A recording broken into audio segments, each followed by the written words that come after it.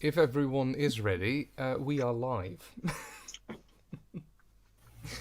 Hello, everyone, and welcome to the second episode of the Unbound. Here with me are some lovely players: Violet Hermit, Cybermamas, Brett Songbird or Shannon, Babsky McSboo, and the Forgotten Dreams. And today we're going to play our little tabletop role-playing game. And yeah, shall I let one of you do a recap of last time, or shall we Who do start you a trust to do a tradition, the recap? likes of that? Might be an idea. You know what, Dream? Since you usually dish that out to us, shall I let you do Oh the recap boy. for this one? Oh boy. It's going to be very jumbled, but sure, you can throw it over to me. There we go. All right. Okay, I want to preface this with an apology. My notes are all over the place. So, last episode, we got a brief introduction to everybody. We got to basically see Messi was having a very important meeting in her McMansion, in which some political dealings were had that lead me to believe that some bad things are going to happen very, very soon, and a lot of people are going to die. She had a priest of Ramat, a hand of Ramat, come to her house and speak about securing some rooms in the university in order to organize themselves and also to get some funding so that they could make a move on the current head of the temple here in the capital, who has been making life difficult for females within the church, essentially. The head of the temple has been making it so that no one who is female has advanced in rank ever since the last few years. In particular, I believe there were some ears that had not advanced higher up whatsoever. And that included women who were sort of born into the temple as well. They themselves have not been able to advance past the station of their parents, or at least they find it very, very hard. He is also attempting to ban women from going to universities, which is extremely close to home for Messi, seeing as Messi's her main source of income is actually a university, an all-girls university, I believe.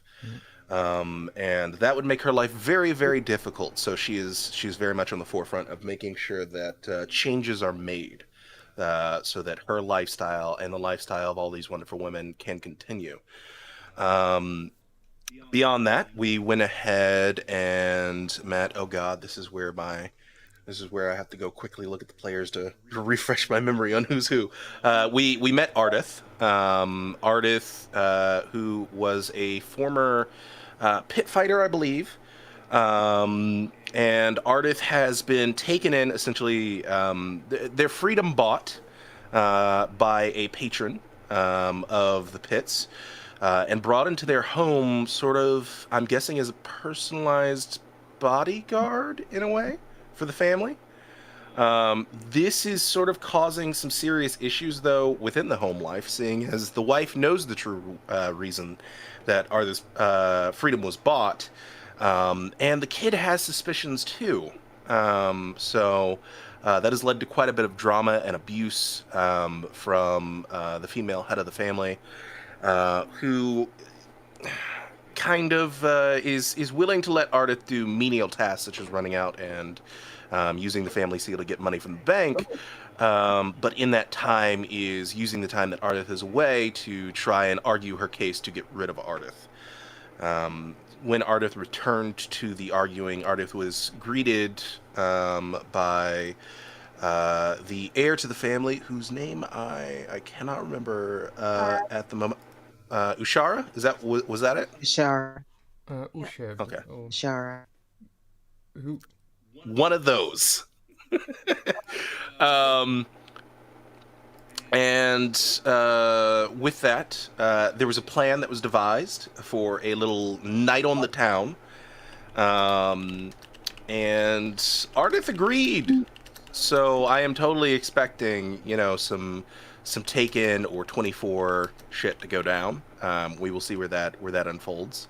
Sort of a rewind. Ardith and Sargon had a bit of a run-in in town while Ardith was out getting money for the bank, and a cinnamon bun was exchanged, and thus a long-lasting relationship began.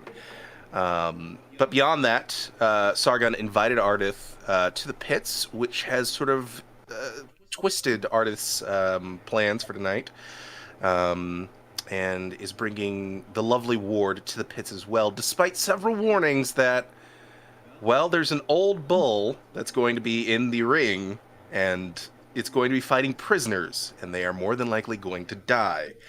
However, our lovely young ward is very excited about the prospects of seeing such things. In the meantime, we also got a chance to meet Ameru, or Amaru, who went out on a lovely hunt on a Nekadon. Apparently is not very fond of riding Nekadons whatsoever, as they are a very unpleasant experience when you're very unfamiliar with them and have a tendency to throw you off. Initially, the hunt was discussed, but apparently there was some miscommunication, as the main leader of the hunt didn't know if Amaru wanted to hunt rhinoceroses or gazelles. But eventually it was decided that much lighter game should be hunted, as Amaru was not up for taking on something that could totally run you over. The hunt didn't go all that great, but, overall, it was still a nice experience for those involved. They returned to town, only for Amaru to reveal some of his true intentions about going on the hunt. That, of course, led to a little awkwardness, and caused the two of them to luckily get distracted by other parties. That other party being Alalu, who has been invited to join the upcoming festivities for the celebration of the gods. She has been invited to be one of the main dancers on display for the gods. In that process, she is being brought out to get appropriate dresses, and luckily, Amaru ran into the dress buying party. I apologize, I don't remember the priest's name that was with Lalu.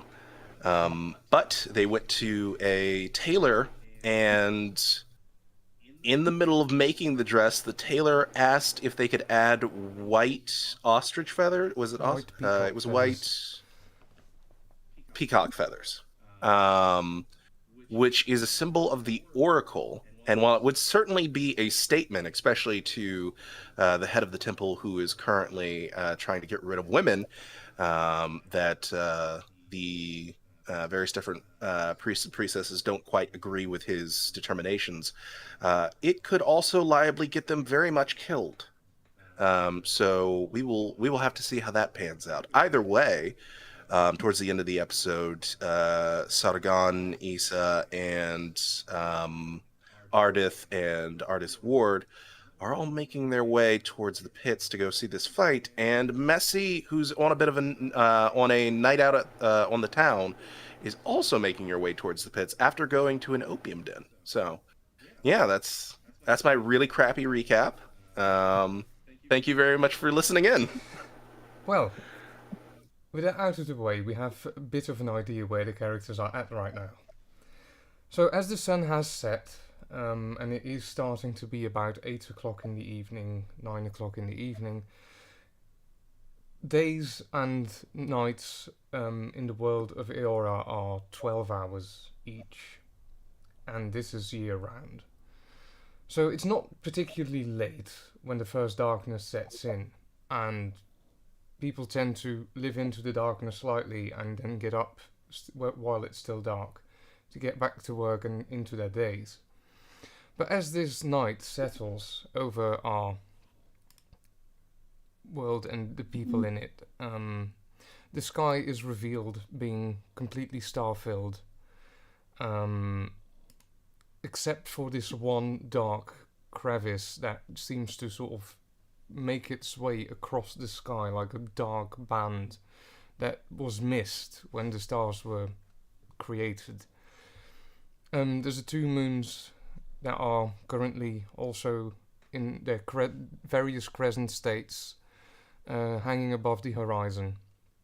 And we're going to start with zooming in on the little house of a seamstress.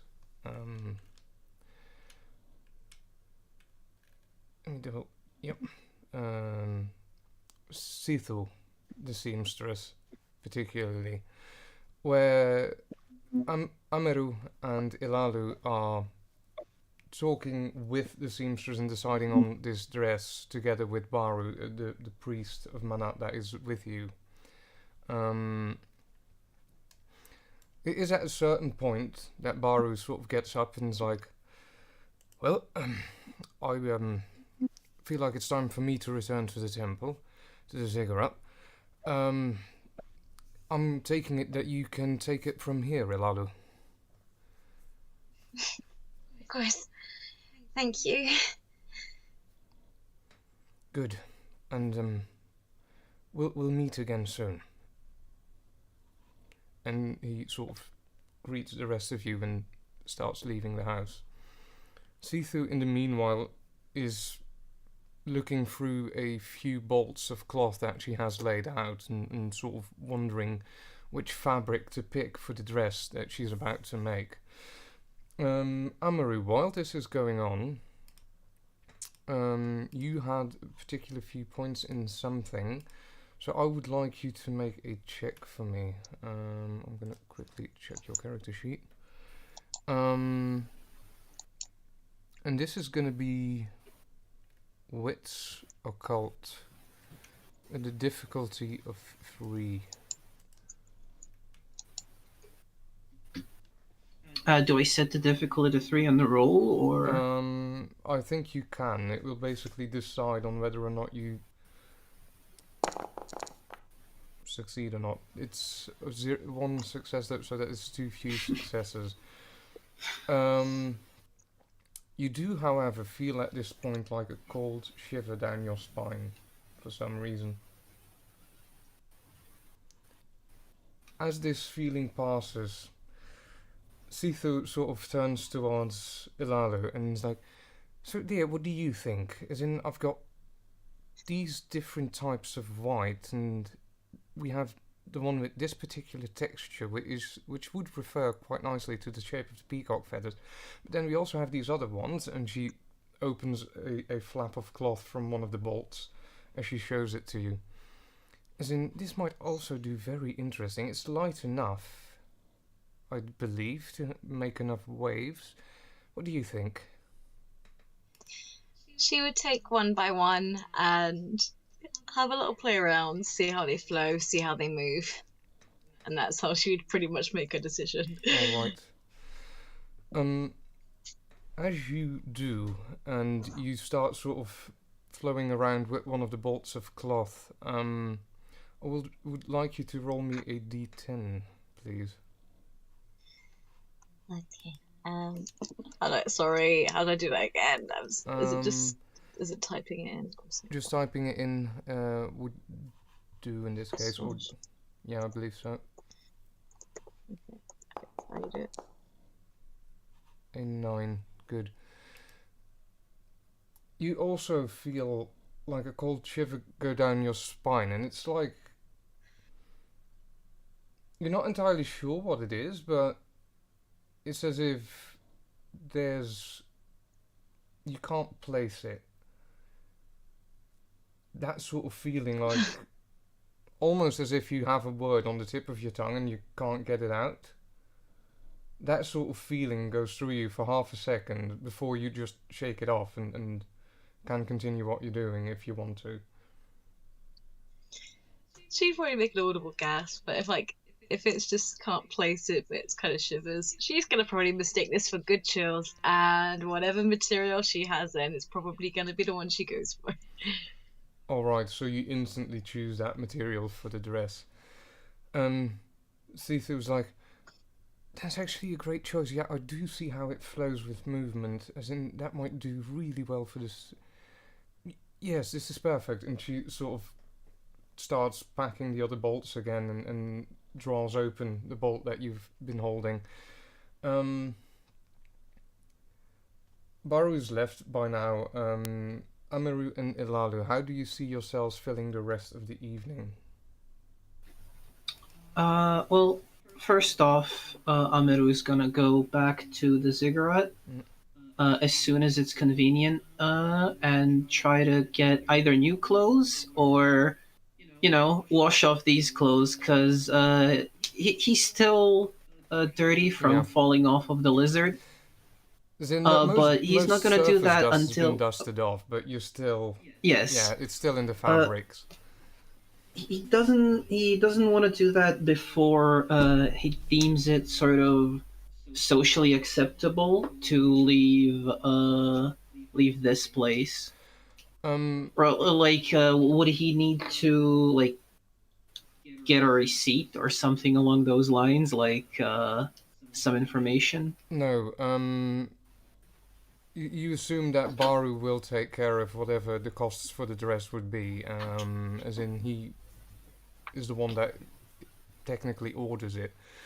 So you figure that they'll be fine, and especially Cthulhu right now seems to be really involved in the start of this creation of a dress. So you figure that you could just excuse yourself and be on your way. Yes, in that case, I will sort of move over towards Ilalo and say, well, it's been a pleasure meeting you, but I should probably go and get myself cleaned off. Of course. Do you want, some company on the way back? If you've nowhere else to be, I wouldn't mind. Sure, it's okay with us too. It's okay to continue this another night. Oh yes, absolutely, dear. As in, don't you worry about me. This is going to be. Yes, I've got quite the task ahead, but this will do nicely. I still want to help too. Thank you again. And yeah, she'll say her goodbyes and then escort. Be safe, dear. And you. Do So, you have a place to stay?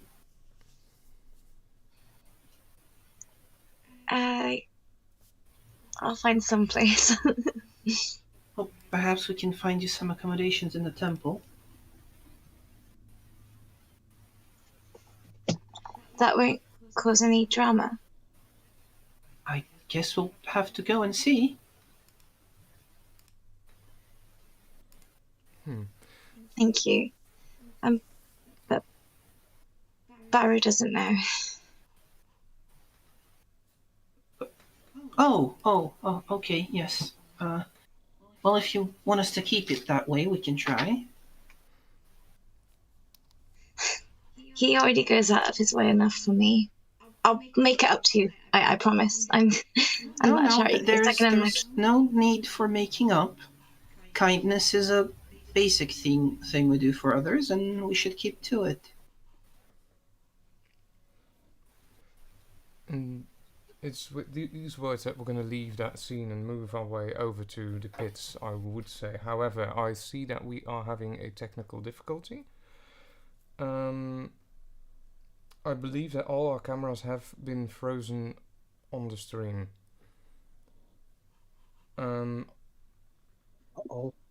Dreams, you are muted. I was saying, except for Cybermamas. Cybermamas is fine. Yeah, apparently, which is odd. I don't know how this works or how this functions. He's unpopular.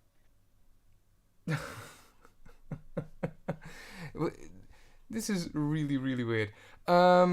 Whatever the case, I'm quickly gonna go to a bit of a break screen. I'm gonna see if I can fix this real quick. Thank you everyone for your patience. We'll be back very, very soon.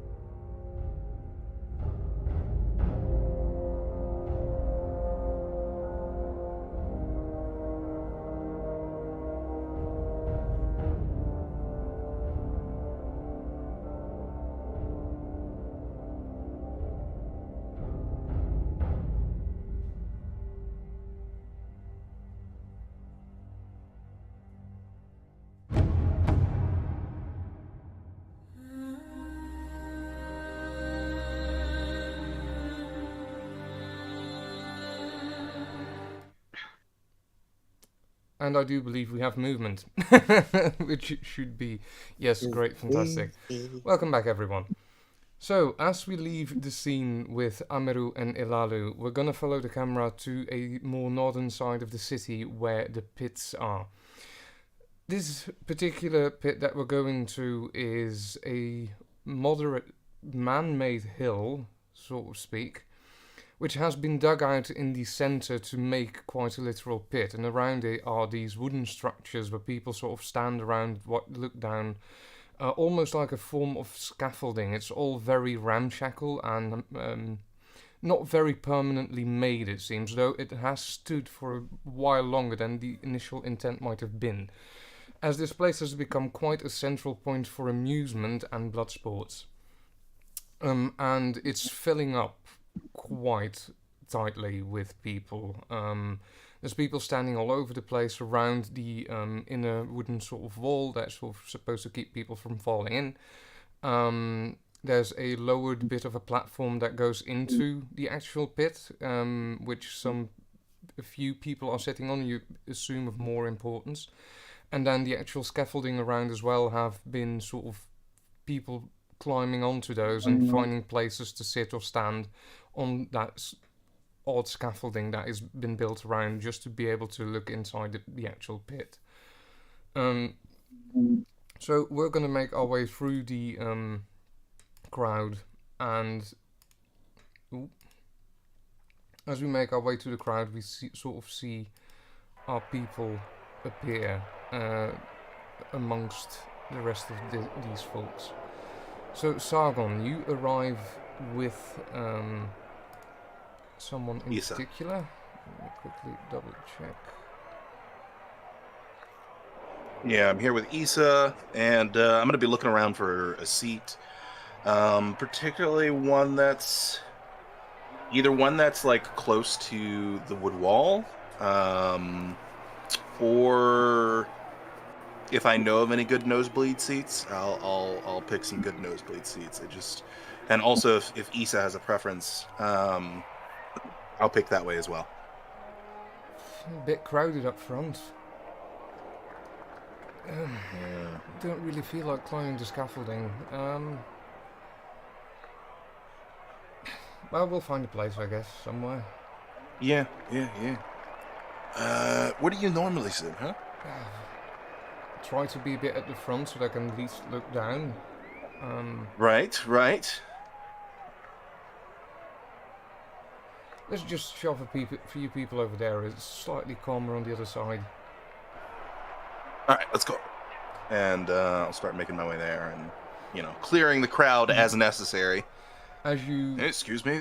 push your way through some of these people, you notice something peculiar, and it seems to be a young girl sitting in the neck of someone that is sort of sticking out atop the rest of the crowd, sort of also making its way to the pit. I haven't seen anyone doing that in a while, and I'll point it out to Isa. Is at the very moment that you pointed out that someone sort of clears in front of them, and you can actually see that it's I am Ardeth, yes. Fantastic. So in that case, I'll give a big wave.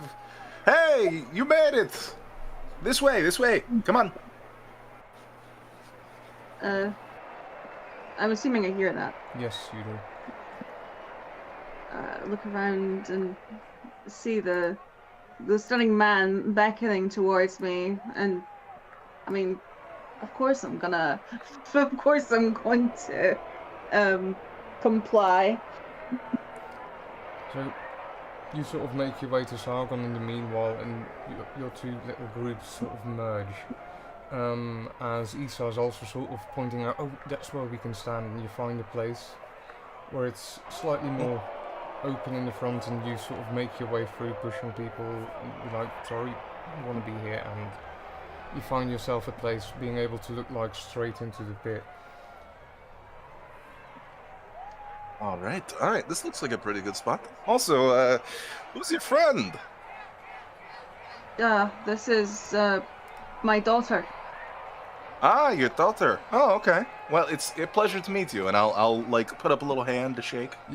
You see the girl on his shoulder just make very weird eyes to downwards to Ardeth. Then sort of, yeah, I'm his daughter, she says, and just shakes your hand. Do I even need to make an insight check? Hardly, as in she's clearly being very, Put on the spot. Absolutely, absolutely. So yeah, I'll go along with the lie there. Like, yeah, it's good to meet you. I'm Michelle. I'm Sargon. Oh yeah, nice to meet you. Yeah. This is Issa. Oh hi, and they sort of greet each other as well. So you're here to see the bullfight? Yeah. I'm. Boy, you're a little bit of a young one, huh? Interested in the pits? Yeah, I've never seen the pits before, so I'm really curious. Do you think they're gonna be able to take it down? Ooh, it all depends on, the circumstances that they put them in. I mean, if they're in chains, absolutely not. I mean, they've got like a very low chance of winning if they're chained up or in a buddy system. Have you? So you've never really been to one of these, right? No. Okay. Oh. Yeah, if they're in the buddy system, usually one is chained to the other, and they just get one blade or one spear between them. Okay. It's great fun to watch, but It feels unfair. it can get pretty nasty. I do hope they get a fighting chance, as in... Oh, we will see. Rhinos are really big, so... They're like decently sized, yeah. At this point in the conversation, you do see that they start leading a few people in chains into the arena, and once they are in, they start unshackling them as the guards start leaving again. Good. See. All right. It looks like they're going to give them a real fighting chance at unshackling them, huh? Messi, you at this point have also arrived at the pits. Do you make your way up to the front as well, or where do you feel like standing, sitting, climbing? Messi is gonna go for somewhere that doesn't look as crowded, but not somewhere too close, not somewhere too far. Somewhere maybe towards the middle. And somewhere where it doesn't look like it's too hard for her to beat feet for the exit. Okay. She just wants to blend. To blend. I'm gonna make you make another wits with etiquette roll to see if, or streetwise, your choice, to see how well you blend with this crowd. Alright.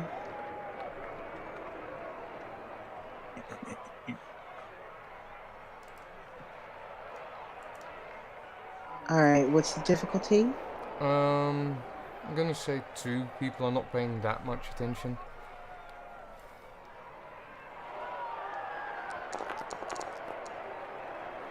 Absolutely. You move in this crowd as if you're a usual here. You do eventually see a spot where you figure, like, I could stand here, as in not being too noticed, particularly since there's something else which is standing out way more than you, which is a little girl sitting in the neck of another man, of a adult man, sort of looking down into the pits very enthusiastically. You also figure she's probably a bit young to be here. Yeah. Not my business. All right. Yeah. She definitely distracts attention away from me, so that's good. The distance that you're standing from the front, it's a bit hard to look into the pit and see everything. The thing that you sort of pick up on is more like in the back on the other side. And you see about half of the pit and nothing more from where you're standing. You can see that there's people in there that have been unshackled as the guards are sort of leaving into one of the gates at the side.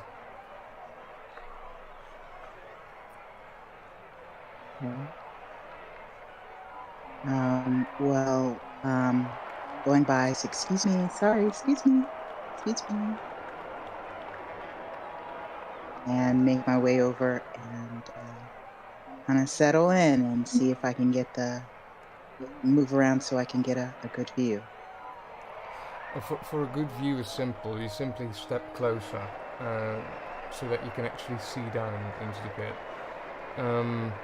You figure that you're still quite unobvious being here, as in you're dressed in the correct way to blend into the crowd, and you basically take on their mannerisms, and you just, as in you don't stand out.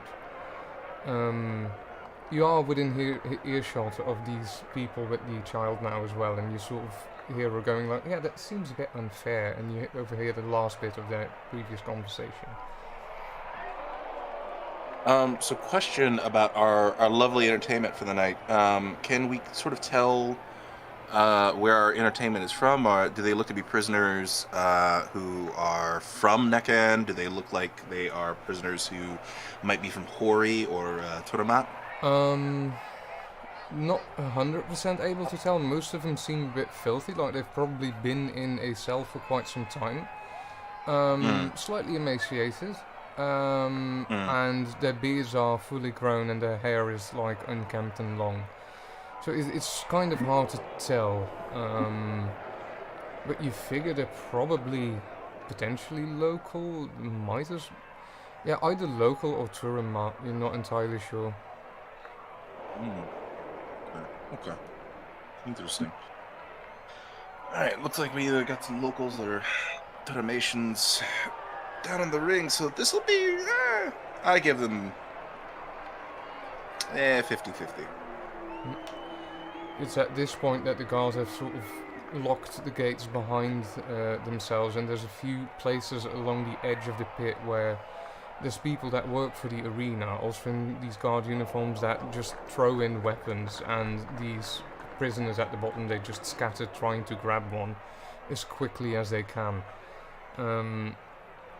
As someone on the platform that sort of sticks into the pit just stands up and starts listing the convicted people and their felonies, a murderer, a rapist, that kind of thing, until eventually he says, "Let the sentence commence!" And one of the gates on the other side of the pits opens up, and this rhino just barges in onto the field. Prodded from the back, you can tell in the dark, by people with spears, as he's bleeding on the behind, and the gates are swiftly being pulled closed again the moment that it's led into the arena. And the prisoners just scamper away, try to avoid it, as this beast, already angered, starts chasing them around this arena. Okay. Oh boy. Now the show begins, little one. The crowd around you as well, they start shouting and cheering, as some of them start dishing out money to someone who seems to be collecting and probably making bets, that kind of thing. And, well, this starts happening. Is there any conversation that you guys have while this spectacle begins? I'm gonna bet some money on the rhino. Alright, you put in on the rhino. Yeah. I'm observing the fight and kind of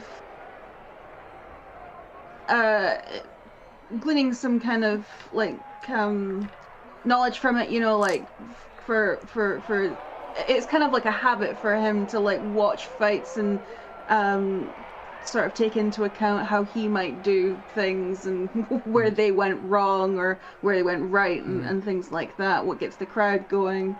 He's always got a sort of ear for that sort of thing and an eye for it too. But he's also conscious of Ishara, making sure that she's not getting uncomfortable, making sure that she's still in the game. Currently, when you look up, she's just wide-eyed with like, wow, that beast is big as it barges into the arena.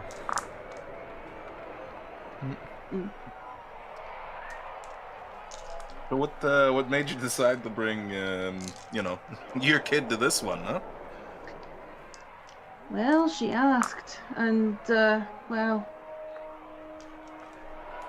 I was about her age when I started to see certain things, so, yeah, you know. Okay, alright.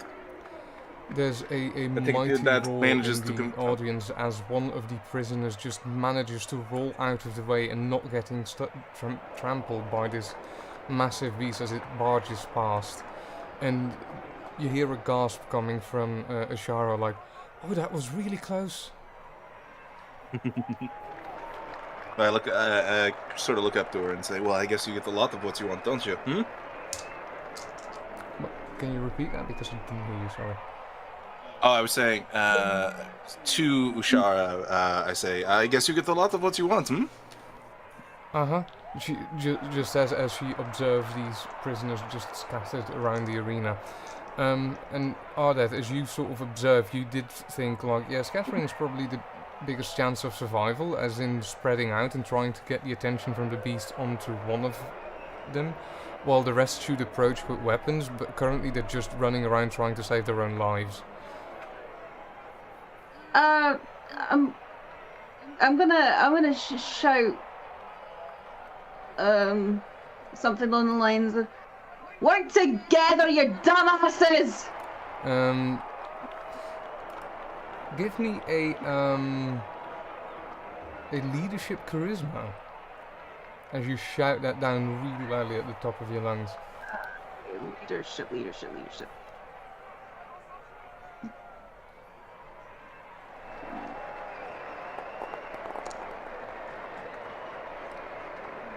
Not the worst. You see one of the prisoners that's closest to you sort of takes a quick look in your direction, then looks around the arena, and then he starts running again and starts shouting at one of the others.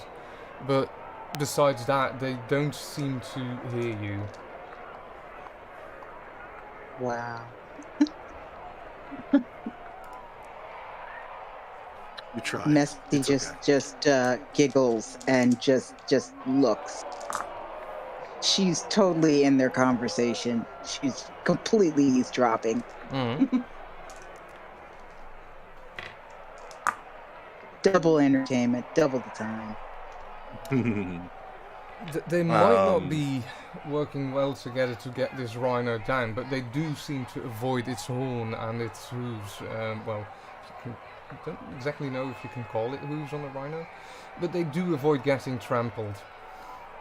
As they seem to be, well, flexible and dodgy enough to get out of the way just in time a few times. Well, at least they're not stupid enough to stay away from the pointy end. It's at that point as well that I'm going to double check something. The one that seemed to have heard you seems to have gotten the attention of two of the others in there. There are 5 prisoners total.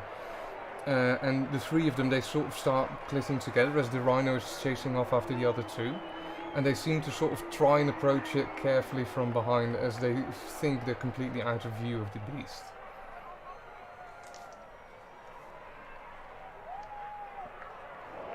It looks like your words of encouragement have started to work those little brains of theirs. It's good, it's good. Although this one on the left, very risky. He's partially in sight. It's at that point that one of the 2 that he was chasing after sort of slips up and gets just gored on the horn of the rhino. Oh! The crowd goes wild at that point as our little Ushara on your shoulder just gasps, and I'm gonna make a willpower roll for her. Yeah, she gasps and she seems slightly in shock. You alright there, Ishara? I'm not sure. He just got he was completely. Yeah, no, yeah, it's never pretty. You know what? Here's a little distraction cinnamon bun. Hey, It takes her a kid, do second. me a favor. Don't puke. Did you say that out loud? Yeah.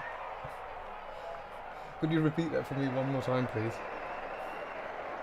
Hey, kid, do me a favor. Don't puke. Yeah, she gets distracted between you and the cinnamon bun. It's like, by the way, is Messi used to also going to the pit? Yeah, and she's looking up at this little girl thinking she's kind of high up, and if this girl pukes, it's gonna hit me. Possibly. Ardeth, you also notice that she seems a bit distraught as she gets offered the cinnamon bun and doesn't seem to take it, as she seems to be more focused currently on what's happening in the pit. I figured, And this it fool brings you just into the gave her moment for a moment. food. Yeah.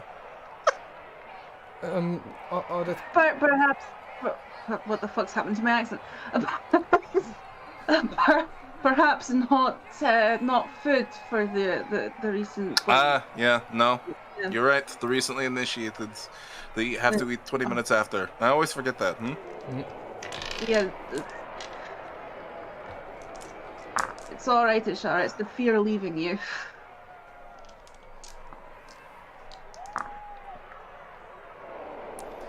Kid, you don't feel queasy, right? Oh, that is perfect. You're good, perhaps it's better if right? you set me down, Ardeth, just a minute. Oh, all right. He's gonna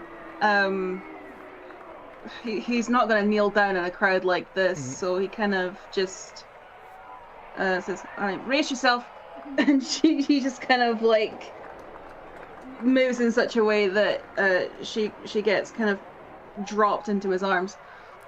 So she goes head over heels into your arms basically, and you put her down. Yeah. And she does seem to be like on that particular moment when she tumbles forward. But she manages to catch herself and sort of stands on the ground and looks at you, then looks back in the pit and looks back at you. While this is going on, the one that is now being chased by the rhino seems to still manage to avoid it and sort of dodge out of the way, as a group of these three others manage to get in close and try to get an attack in onto this creature, which makes it notice them and turn around and try to pull one of them. I'm gonna quickly. What is that? That is a. The rhino just turns around, tries to gore one, misses it, and now 4 people are like closing in around it and trying to jab it with the weapons that they've gotten. Only 2 of them gotten a spear, and the rest have swords, so they really have to get in quite close. They seem reluctant, but they are closing in on it. See, I told you they would get spotted. And here we are, Not looking so good for the rhino. Now it's looking kind of decent for the rhino. Is Ishara spiraling? Is the what? Is Ishara spiraling? Is she? No, she just seems to be like trying to collect herself a bit and breathing through her mouth, and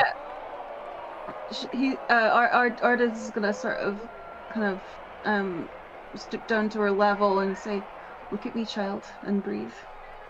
All right. Deep breaths." Bits are fun. Bits are fun.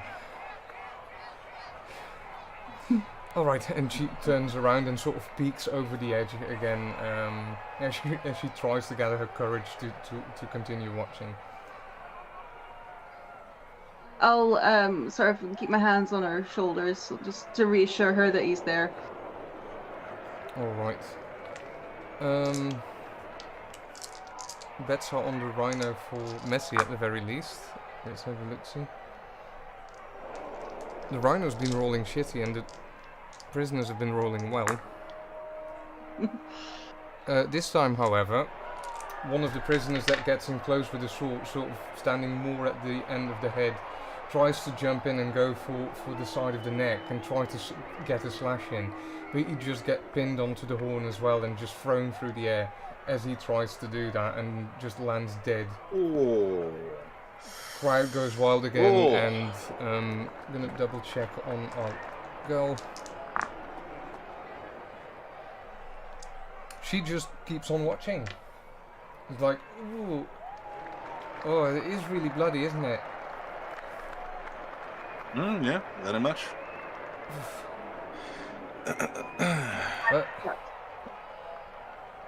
I don't When really they- get why people would commit crimes like that if they know that this can happen to them.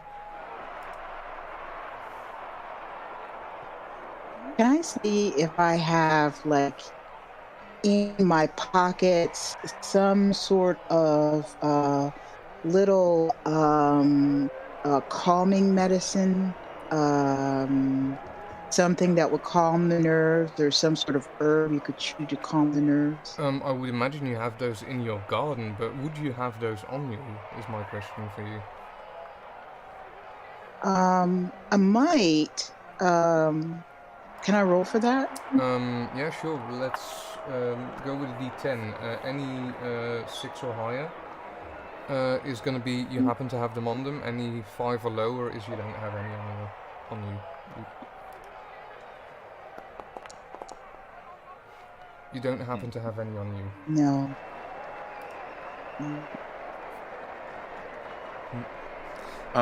Are they serving drinks or anything like that? Are they doing like the stereotypical, oh, we're at a stadium, place your bets or buy drinks and hot dogs? You would imagine that they figured that out by now, but they actually don't. You get your drinks beforehand on the side, as there are Okay, like gotcha. stalls around the pit.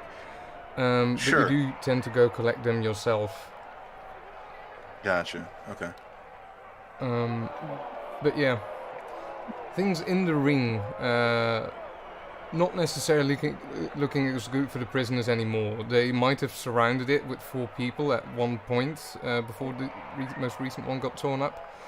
But the 3 remaining now are starting to see that this massive beast might be a bit much to approach with just the 3 of them, as it doesn't seem to know where to put its attention first. But yeah, they're in trouble at this point.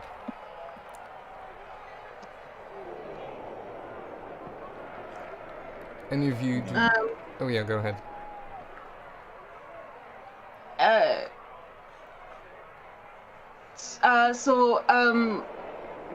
Kind of like the positioning on the in the pit. Are they all just like in front of the rhino's face right now? They are spread around the rhino at 3 points, divided just about equally, and the rhino seems to not know where to go. Like he's watching 2 of them going back and forth, as the one in the back seems too afraid to actually attack. All right. I don't suppose he happens to be the closest. Just about the equal amount of distance. Is the one in the back? Does the one in the back have a spear? I mean, closest to us. He happens to be closest to you and has a spear. Were you gonna I'm gonna say? yell out, "Spears, get to work! Right, Stop yeah. just standing there!" Charisma I'm gonna leadership as well. My own. Get him, you ass, or get him, you arse. Arse or us? Arse. Who knows? You Alright, you also said rolled that charisma charisma leadership. leadership again. Not great, you know. It's not leadership. 2. 2 successes. Oh wow. He looks up at you and looks back at the rhino, then back up at you, and then he just backs up away even more. The other 2 now have the unlucky, are unfortunate enough that the rhino has chosen one of them. Oh, great.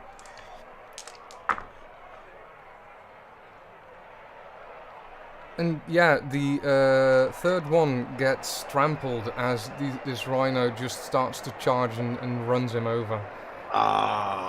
See, this is what happens when you don't listen. Crowd starts booing as if they had expected more of a fight from them. Yeah. That's gonna hurt. It was fucking distracted. Are they dumb?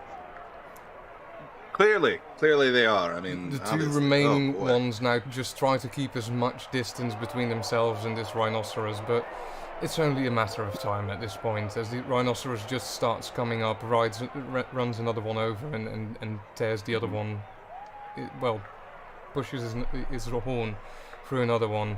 And the crowd just goes, is that everything? And they start booing. And like, is that all? I won! Zach, do something! It's at this point that someone on the collect stage my actually winnings. sort of stands up and claps his hands, tries to calm the crowd down.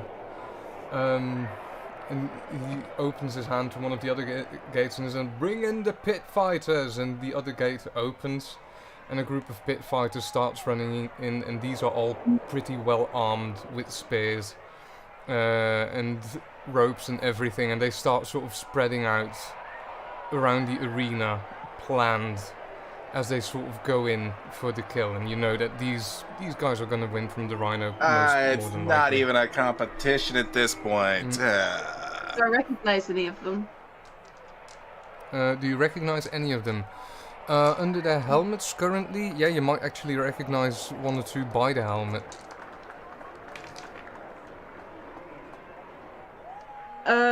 Am I on good terms with them, or? Up to you.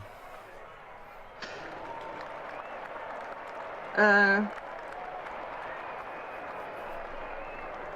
sort of you know, give a cheer and you know, like a proper I can't do it myself, but like a proper like loud whistle. Yeah, and as you do from this point over, these gladiators, these pit fighters are trained for this. So they start running in. One very hardly armored person that is just wearing a loincloth and some sandals just sort of runs in straight at the rhino, dodges out of the way at the very last moment and just sort of tries to pat it to get its attention. And as it starts chasing him, the others sort of gather to the sides and try to flank it, and they just start jabbing at it with spears until it goes down. I lift Shara back onto my shoulders and say, "Here, look. This is how I properly do it. These are my old friends." As in, it's a hunting technique that they use, that is generally used on rhinoceros. I want to actually teach her proper fighting. So, as we cut away from this scene for a bit, we go back over to nearby the ziggurat, where Ameru and Ilalu are sort of walking the streets, making their way to the ziggurat in the temple district. Is there any conversation that the two of you are striking up at this time? Well, somewhere along the middle of our journey, Amiro would probably turn towards her and say, "So, how'd you know Baru?" We've been friends for a fair few years, about 5 years. Yeah. Going around the temple, heard him practicing, and basically converted me. Rest is history. Yeah, my family, I guess, was a bit old-fashioned, so it's quite refreshing to hear everything about Manat and how passionate he was. Yeah. Old-fashioned as in Aora worshippers? My grandma, yeah, I see. was a midwife. She retired about 3 years ago. Just under, yeah. Fair enough. My dad was thankful when I turned to Manat. he isn't really into that Aurora stuff. What about you? How long have you known him? Well, I mostly know Baro from passing. Doing chores for the higher up priests and such.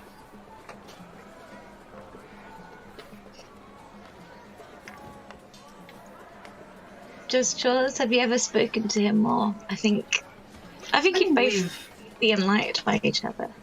We've spoken. I've seen him around. A person of particular interest within the priesthood of Mana, a friend. And so sometimes I'd see Baro around. I'm afraid I don't know him too well. Continue, please.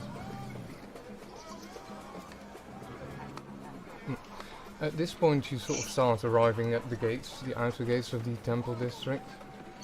And you do see there's two figures standing in the gateway. One that seems to have just arrived and he's speaking to someone. You recognize him as Meran. Meran is a hand of Ramat who works directly for the High Priest, for the voice of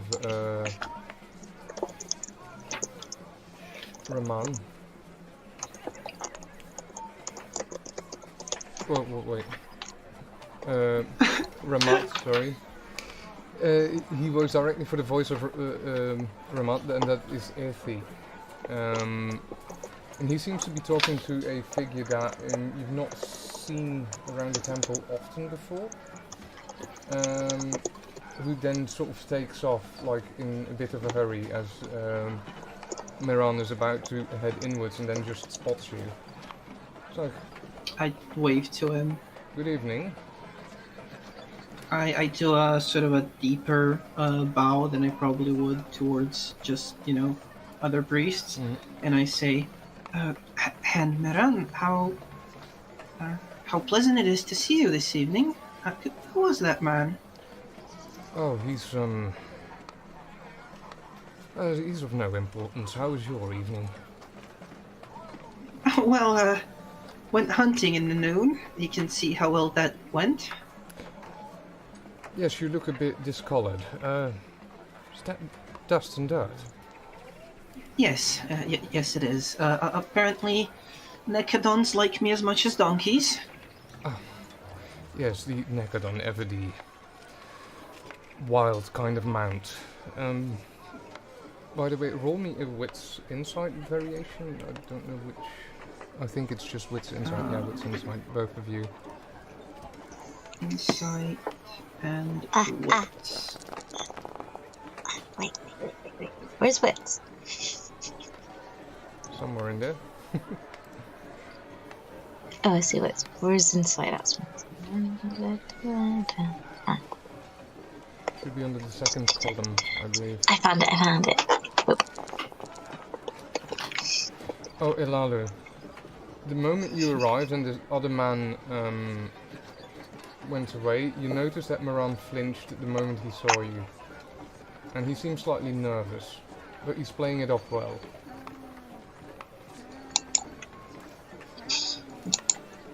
Okay. So, right, you're an eye, am I correct? Yes, sir. And he sort of, and Elalu, you notice that he sort of gets this eyebrow going when he thinks on who Amaru is. Like, right, you're with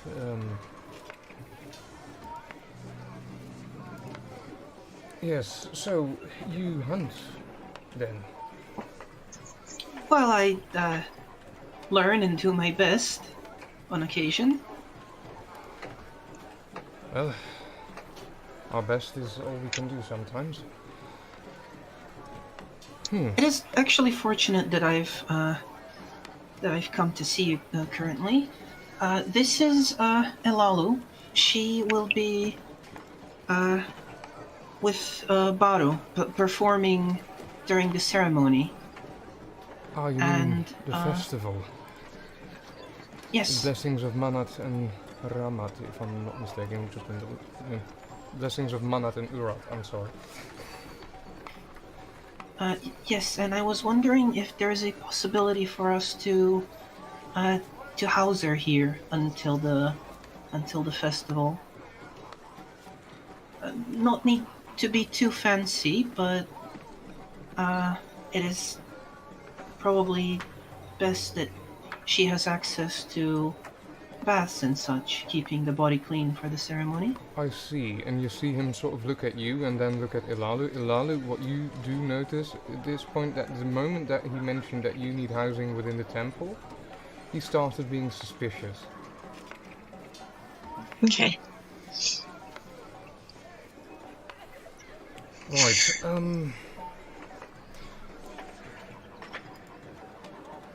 and, you particularly want this to be in the ward of, Ramat? Or is that not the reason you're asking me? Well, I don't know about, Ramat ward, but I'd assume that, Baru might vouch for her if it needs to come to that. But she is here to dance. Sorry, you say. Yes, I've seen you dancing before, haven't I? And why are you not speaking to Baru about this? Oh, well, we just chanced upon you, so I thought as higher up as possible, the better. Right. Yes, I can... Since you are mainly here with Baru, and he looks at you, Ilalu, I will look into talking to the voice of Manat and see if they can provide housing. Would that be fine? Thank you. That's fantastic. Alright. Well then, I have other business to attend to. If you don't mind, come see me tomorrow morning at the temple and the shrine to Ramat, if you don't mind. Yes, I'm sorry to have impeded you. That's Please continue absolutely your fine. way. Good night to you both. And he sort of Good night. nods and walks off. When he walks off, I just want to turn to Alalu with this sorry expression on my face and say, I know we said that Baru isn't to find out of this, but if he does, which he will, just he doesn't need to know that you don't have a place to stay. Just say that it was my idea to keep you in the temple until the ceremony. I don't want to lie to him. I just don't want to distract him. Well, This you being wouldn't his be first lying. festival. It was my idea. You just don't need to say explicitly you don't have anywhere else to be. If you don't wish to, if you're okay with him knowing, I've got no skin in this game. I appreciate the effort, thank you. Though, what you were saying to him about access to, the bathing facilities, she looks really self-conscious at that. No, he said... That's her main gripe out of everything. Well, it's not to imply that you're dirty. I'm most certainly, especially currently, in no position to say such things, but I'm not sure how close he is to the current sentiment of the temple and what his stance is on, and Amiru sort of looks slightly uncomfortable, women in general?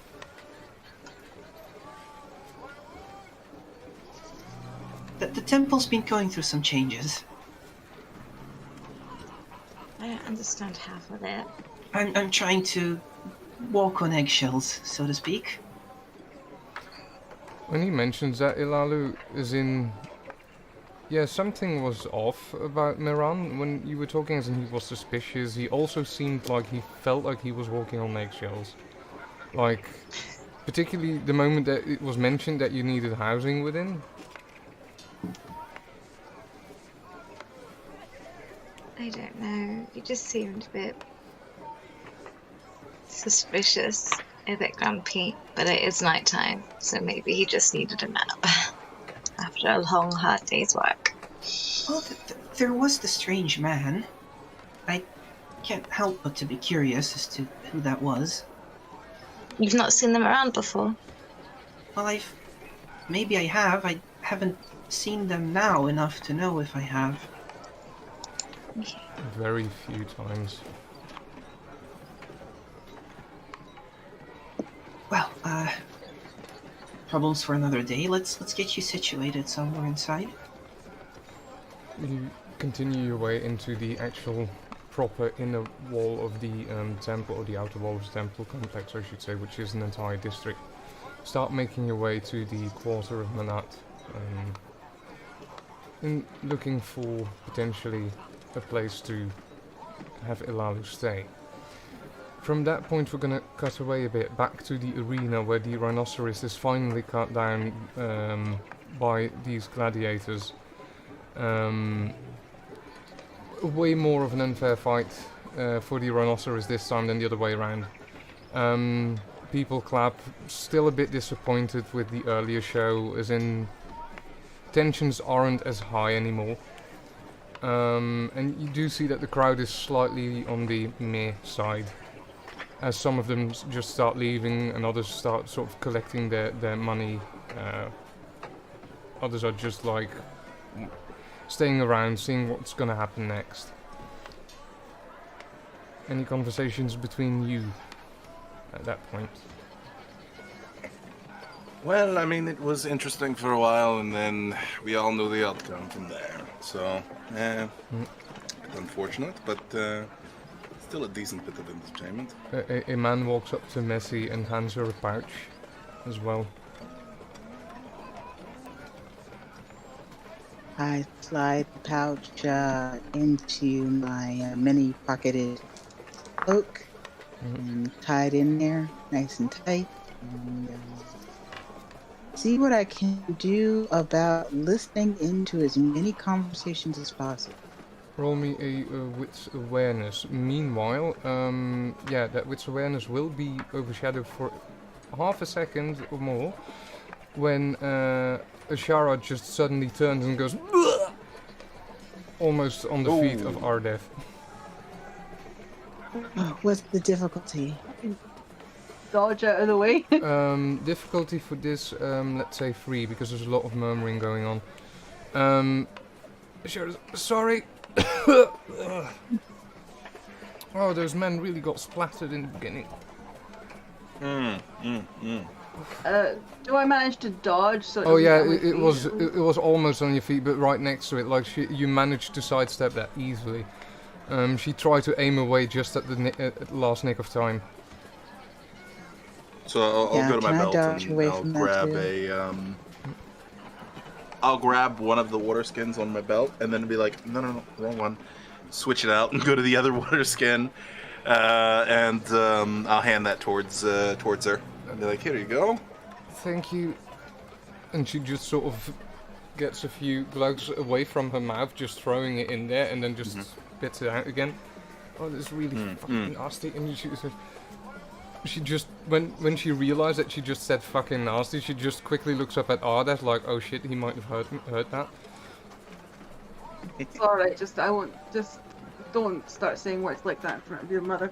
Yeah, I know, sorry. And she just sort of rinses her mouth out and is like, that was, why is this so entertaining to people again? How you would say... as one... Sorry, you carry on. Usually people just find it as a bit of a distraction. There's not a lot of entertainment here in town. And, it's while street performers are entertaining to an extent, most people have seen the show that entertainers put on, half a dozen or more times.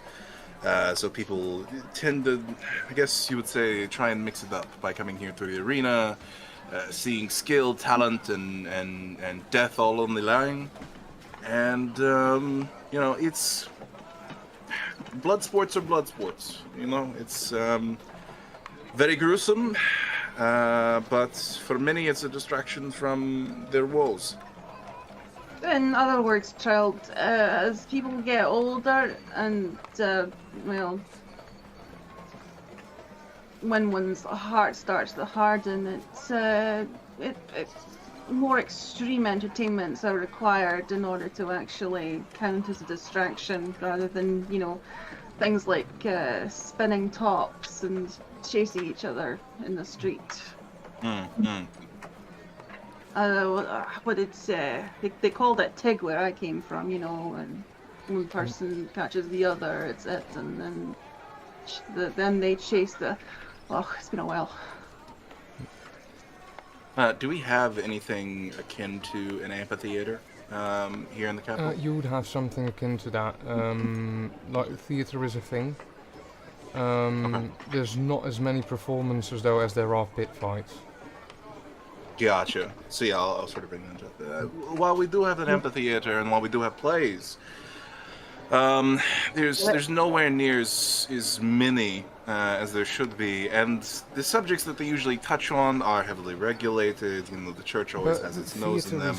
Boring, isn't it? It's always Exactly. Theater is boring. Fuck, what's happening to my accent? That's the reason why the amphitheater is so shit, because most of it's regulated. They can't say what they want to say in order to entertain people, because they know that they might end up here in the pits if they say the wrong thing.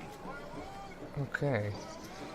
Messi, by the way, you can overhear this entire conversation easily since you're that close. Amongst the other people, there's just general,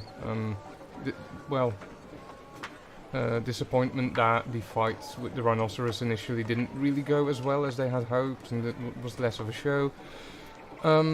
Not much on the side of politics being said at this moment, unfortunately.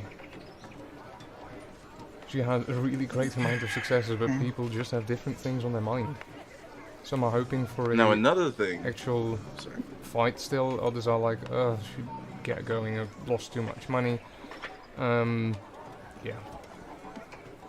General things that you can do. Now another thing that you might also notice is there is a lot of coin that moves here at the pits. No coin whatsoever at the amphitheater. If there was gambling in the amphitheater, I don't know what kind, perhaps it would be more popular, but... When you gamble, you risk losing, but... Yeah, you can that's also part win, of the I thrill. guess. You risk losing and you end up, it can be very, very devastating for you, but at the same time, there's the chance to win, and win greatly. It would be far easier to cheat the system if you try to gamble on plays, since there's always somebody that knows the outcome. Exactly. Yeah, that would be kind of weird. At this point, every one of you, that includes the people at the temple, you're walking into the temple district. People at the pits at this moment. You all sort of notice that suddenly, for some reason, it's lighter in the area around you, and then it darkens again, and people just start looking up and around. And what you can see up in the sky, somewhere in the middle of that dark black streak, is like a point of light that seems to be shimmering. And at a sudden point, that point of light just starts expanding until it becomes blinding. That's not normal. That's not normal. Alright. When it grows slightly darker again, the point of light sort of still is there, like it's fizzling out. And this massive, circle of light is sort of expanding from the point where it originated. Like a Do disc. I have any clue what that is? You can roll me a intelligence occult on this one. Oh, I'm just staring at it, completely transfixed, probably thinking it's some kind of omen from the gods. Anyone in the temple district that wants to roll this intelligence occult, or anyone who wants to roll that intelligence occult can, by the way. Yeah, I have specifically What's the omen difficulty? reading as one of my specialities. Would Yes, that come in? You can get an extra handy? dice for that. Missy, your speciality in this difficulty? particular one won't apply. Okay. What's the difficulty? I Is it haven't given a difficulty difficulty, 0? so it's just a roll. Okay. 4 successes.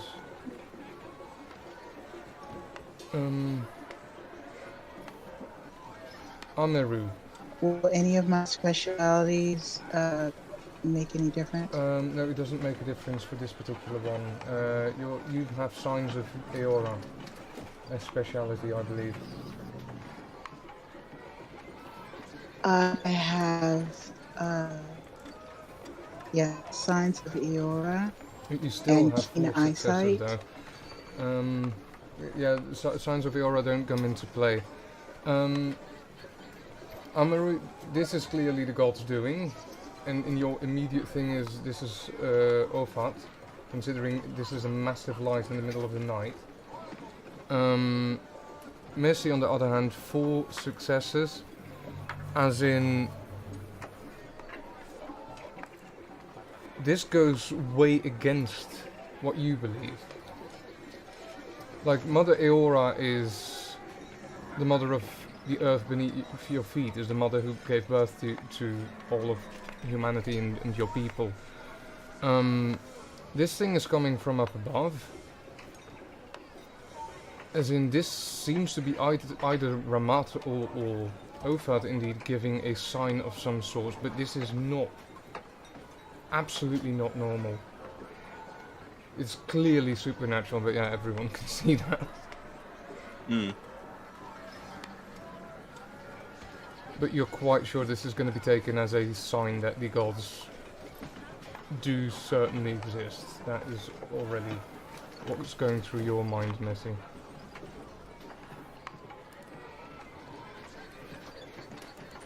This expanding I feel ring. like Oh, sorry, yeah. go ahead. someone did this on purpose, like a ritual?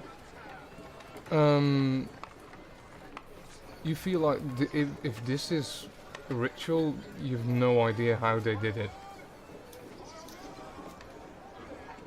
Probably not. This is more than like, yeah, with 4 successes, you're certain this comes from a higher power. You don't know what kind. So Bessie just says out loud, this is not natural. I mean, clearly. As the inner dot of the origin of this light sort of starts fading out, this massive ring that seems to be expanding just keeps on expanding until one section of it disappears behind the moons, indicating that whatever this is happened far beyond the moons themselves.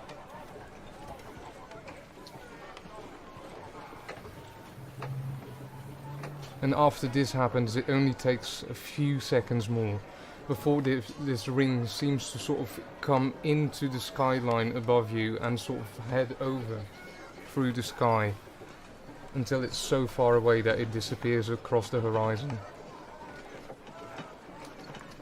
Does it look like something's falling from the sky? It doesn't look like anything is falling from the sky.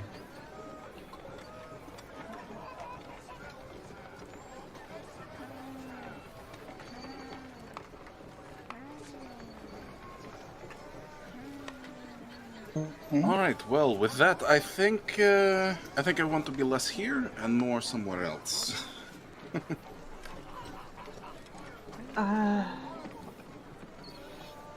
What time? What sort of time would you say it was? Since the fight is over, probably between 8 and 9 somewhere in the evening. I hand Ardith, I guess the equivalent of 2 silver pieces, and I tell him, I think you should give the girl some warm milk. And I start heading out.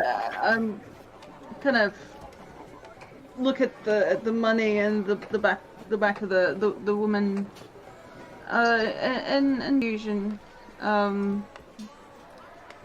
Ardith? But he can't even say thank you. He takes it and probably won't get her some warm milk, considering she's been quite nauseous lately. Ardith, can we just go home?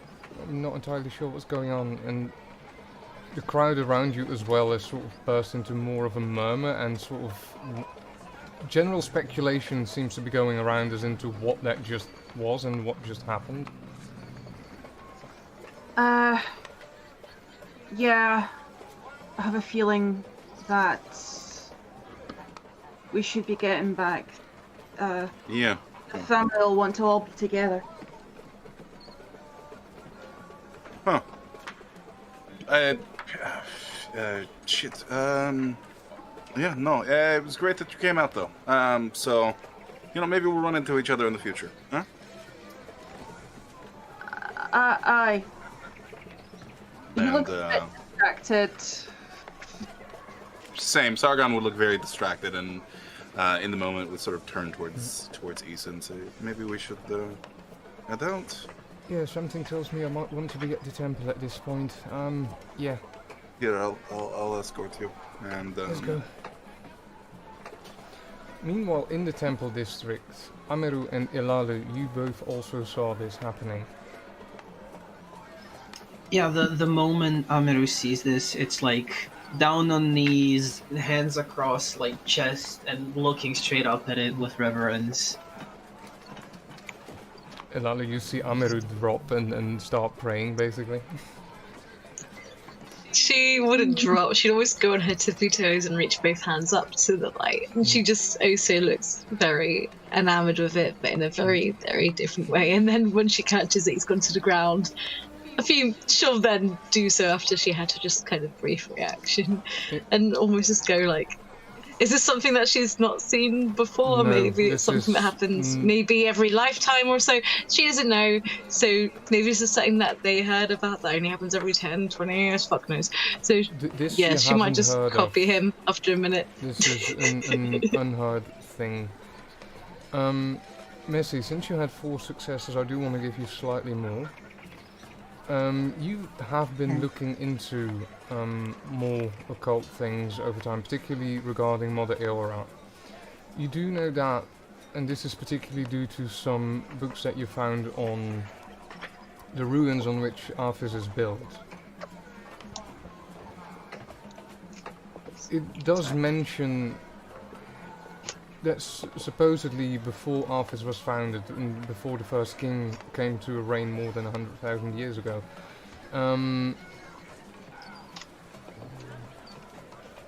there was the suggestion that there was a point where the people of the region had contact with creatures or beings from the sky, but you're not entirely sure what they are, because everything around those is very obscure.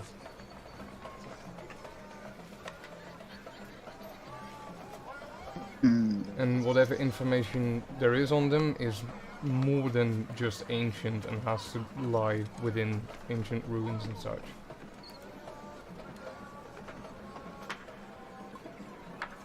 I go directly for my home to see if I can find that text that deals with the creature from the sky, and see if I can find a place where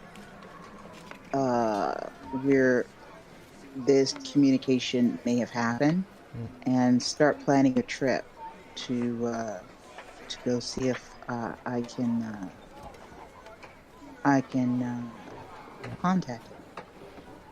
Alright, so as Missy goes and do this, I'm going to quickly cut back to Ameru and Ilalu, who seem to be joining in something that is happening all over the temple district. as the temple district seems to sort of burst into prayer and lights start coming up on the different braziers and the platforms around the district, and the ziggurat itself is slowly being lit up in the light of a dozen and more fires.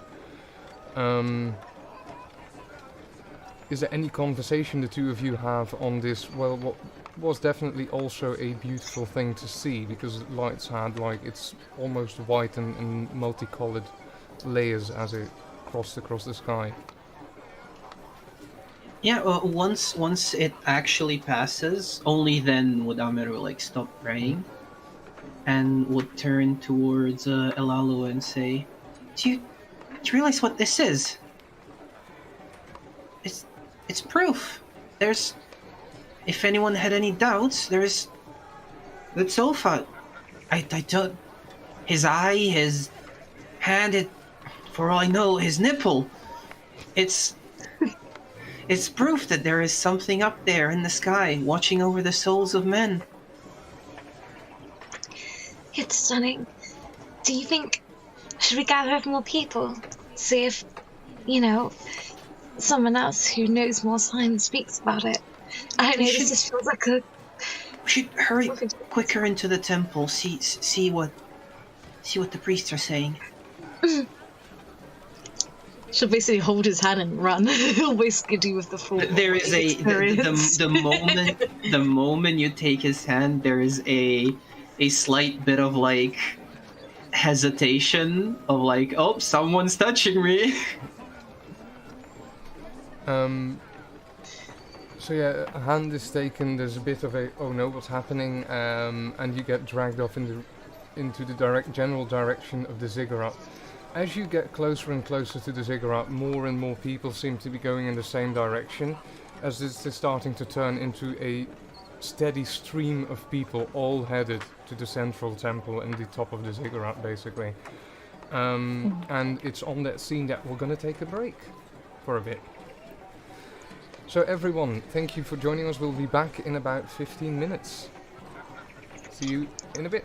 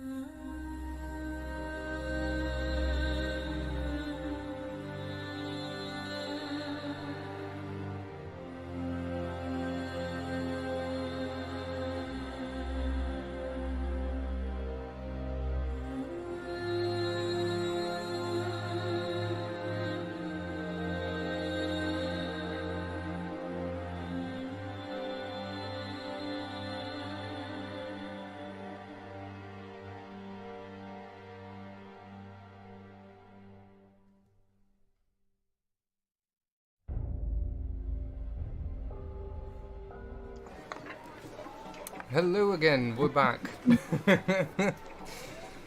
So, a light appeared in the sky, a circle of light emanated from that and just vanished across the sky and horizon. The people in the temple falling to their knees and praying, seeing it as a sign of the gods.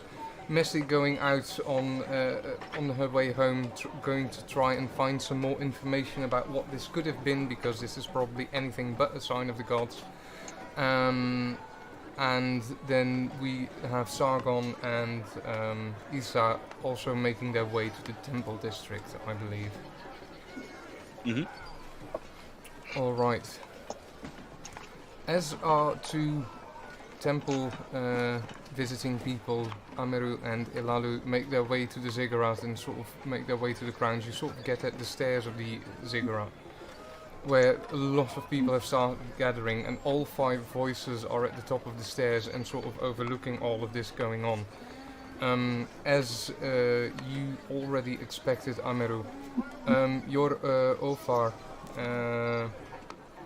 Amose, the high priest and the speaker of the 5 voices, is in the middle of them, overlooking all of this, and he is already in the middle of some form of speech. As it is clearly a sign of Ofat. This means we must continue on the road that I have set in his name, and that what we are doing is correct. There is a general murmur around the priesthood that you're standing in between, and there's clearly some that start shouting that, yeah, they agree and they're really going all in on it, but you also know that notice that there's a whole lot of lower murmuring going on and a whole lot of disagreement seems to be babbling. And you also see that the other 4 voices are clearly uncomfortable. No insight check needed.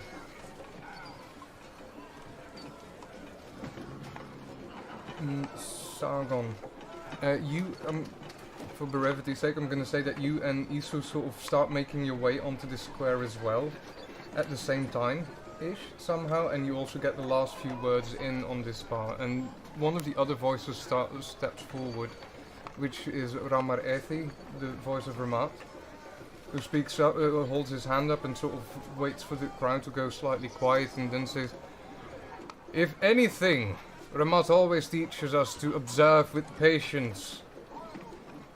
I suggest," and he looks at the Ofar and is like, "I suggest we do so now as well. As in, this might have been a sign of the gods, absolutely. It might have been a sign of Ofat, but it's too soon to already assume that we know what it meant." And there's like this disagreement murmur going on again. Sargon and Isa would at this point have sort of made their way up to where Ilalu and Ameru are standing. Okay. Yeah, we probably definitely panting because we probably just ran here, if anything. Trying to get back as quickly as possible. More people are starting to make their way onto this square after your arrival as well, as the entire city seems to be waking up and sort of flocking their way here.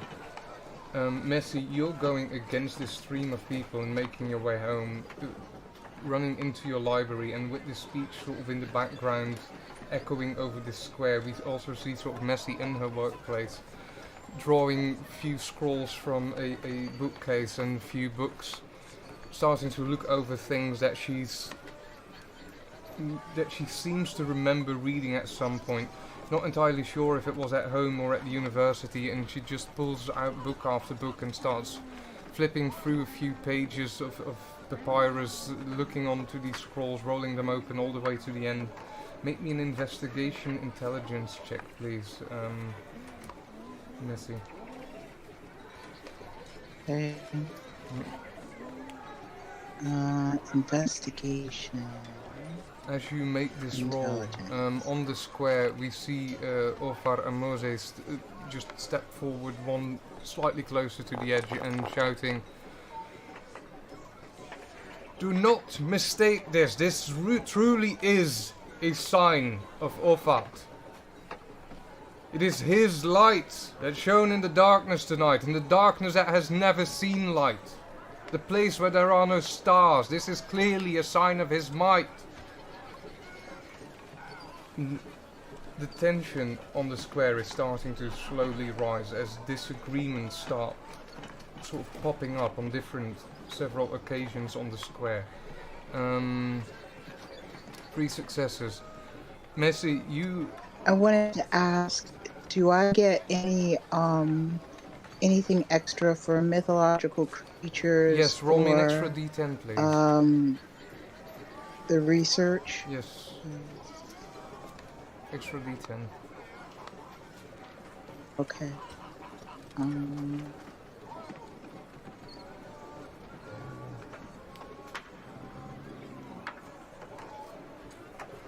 Okay. 3 successes we stay at. 3 successes. You eventually roll open a scroll which describes sky people in the mountains to the east and the northeast, which have been recorded to be sighted in the mountains. Eventually you find some descriptor of them as being feathered people, people with wings, that live high up in the mountains, but they've no cities, no places where they land, according to this record.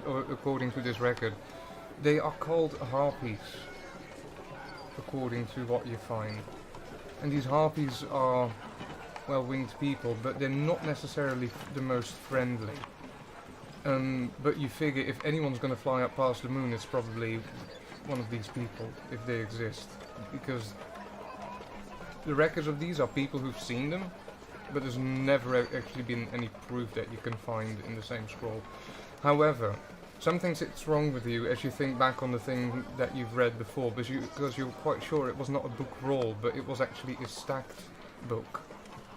Like more in the classical book form that we have today. So, of way less pages, the one that you read at one point. But this seems to come really close.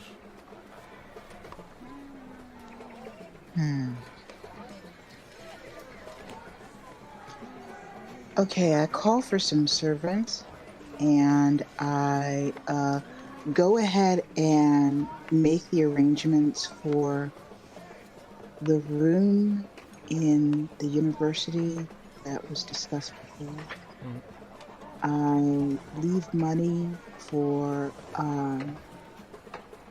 the money that is going to be needed by Moran, and I leave instructions for that to be delivered to him immediately.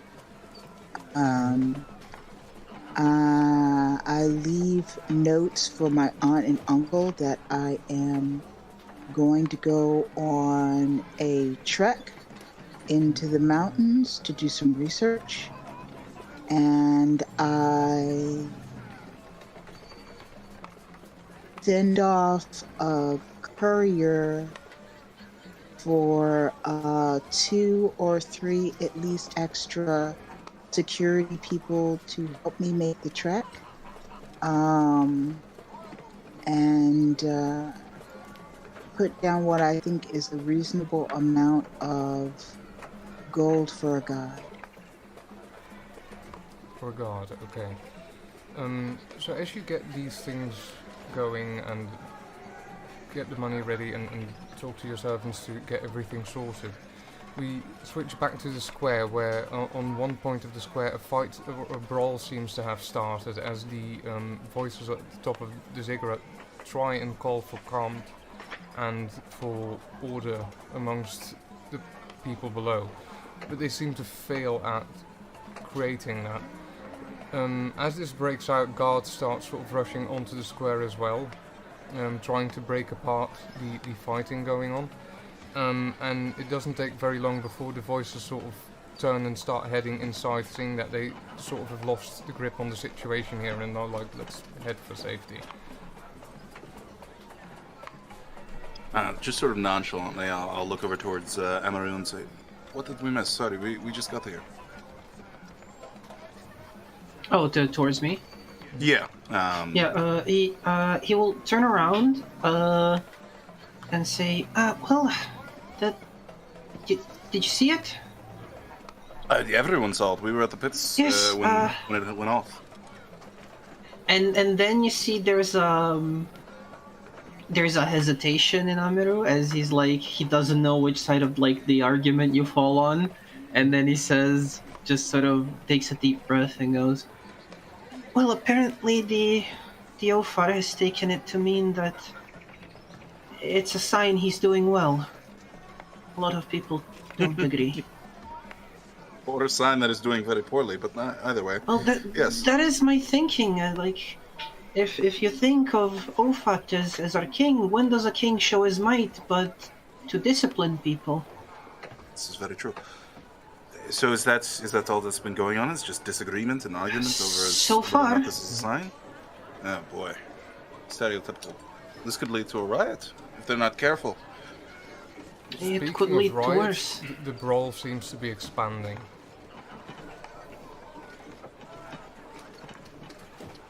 Alright, I think we need to head to your portion of the ziggurat, and I look over to Isa and get you out of the way of this, because this could get nasty. Right, yeah, that's certainly not... Damn, and this on the sacred square. Yeah, let's get a move on. It's starting to look like the pits. Oh, man. You're a priest, yes? Yes. Let me help you get through the crowd so you're able to get back into the ziggurat without any issues. Thank you, and I'll try to like tug on like Elalo's arm, which she like took, and put her in between me and the person leading us, just in case things start flying. You guys start making your way off the square, sort of leading one another and helping each other out on the way. All of you also make me a wits awareness, please. Oh no. Am I in the square as well with the Shara, or am I separate from these guys? Oh, right. Did you follow them, or did you head straight back home? Well, I mean, I'm conscious of the Shara and making sure that I'm not taking her straight through a brawl.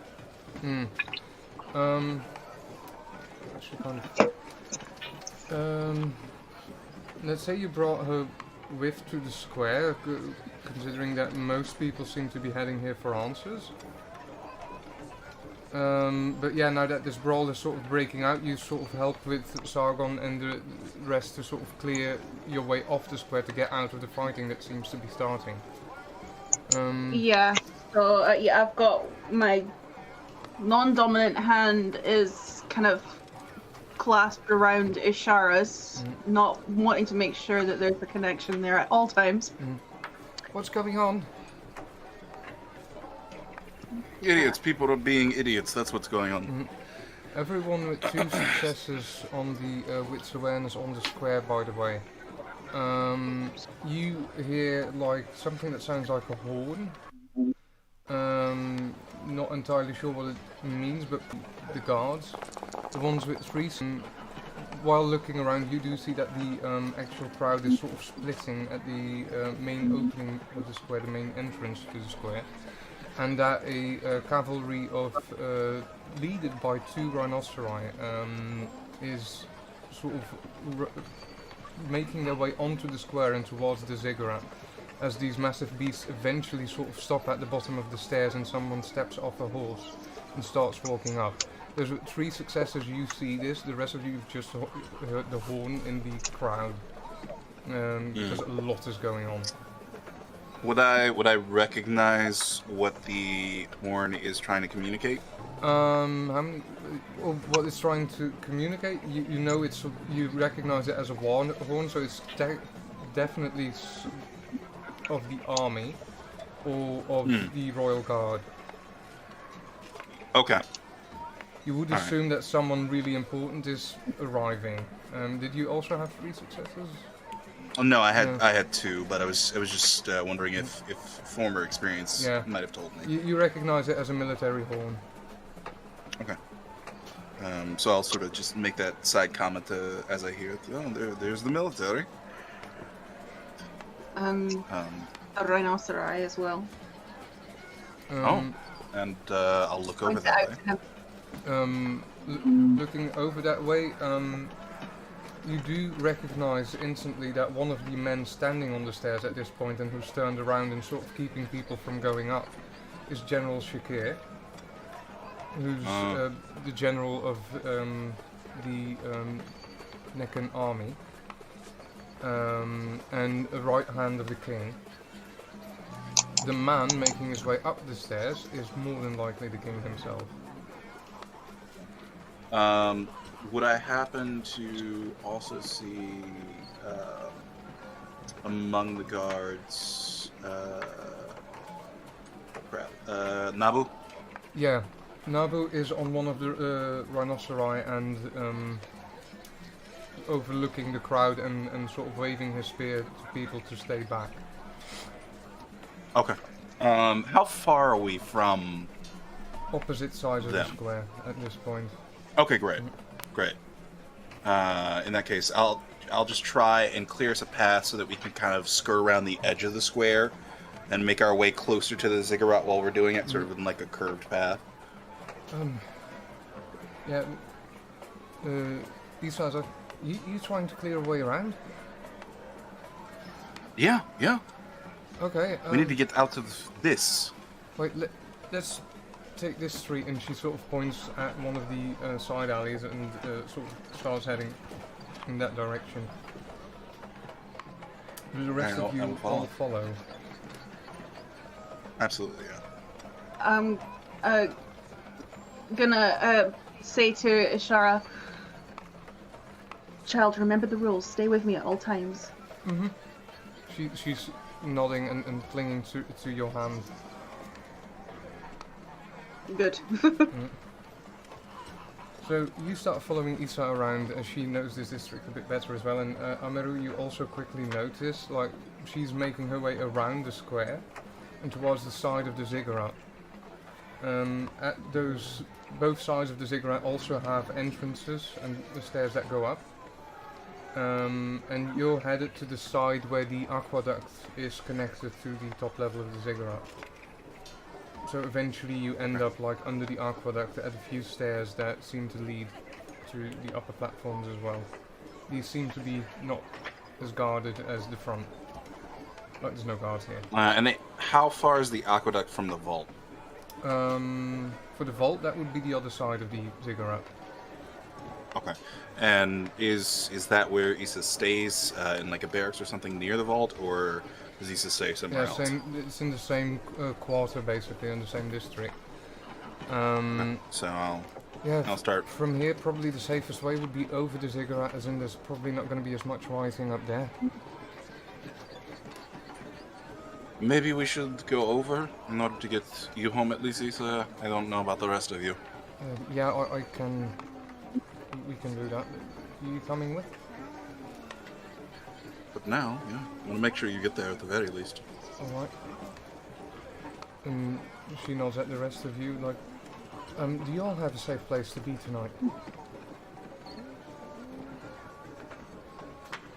I just say, well, the temple, I guess. Where in the temple do you stay? GM? Ameru, you have shared sleeping quarters with a few other eyes in the district of Ofat, which is the northernmost district. You're currently at the eastern side of the ziggurat. Okay, so yeah, I relay that message.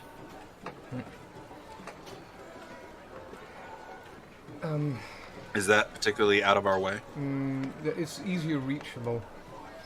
Well, how about we head there first, and then we'll swing in towards the vault. Because that way you can just go around the ziggurat if you go there first. Yeah, let's do that. So you start making your way from I underneath appreciate it. the aqueduct. Sorry? Oh no, I just said like I appreciate it. He would thank him, you know. Also, every single one of you again roll me wits awareness.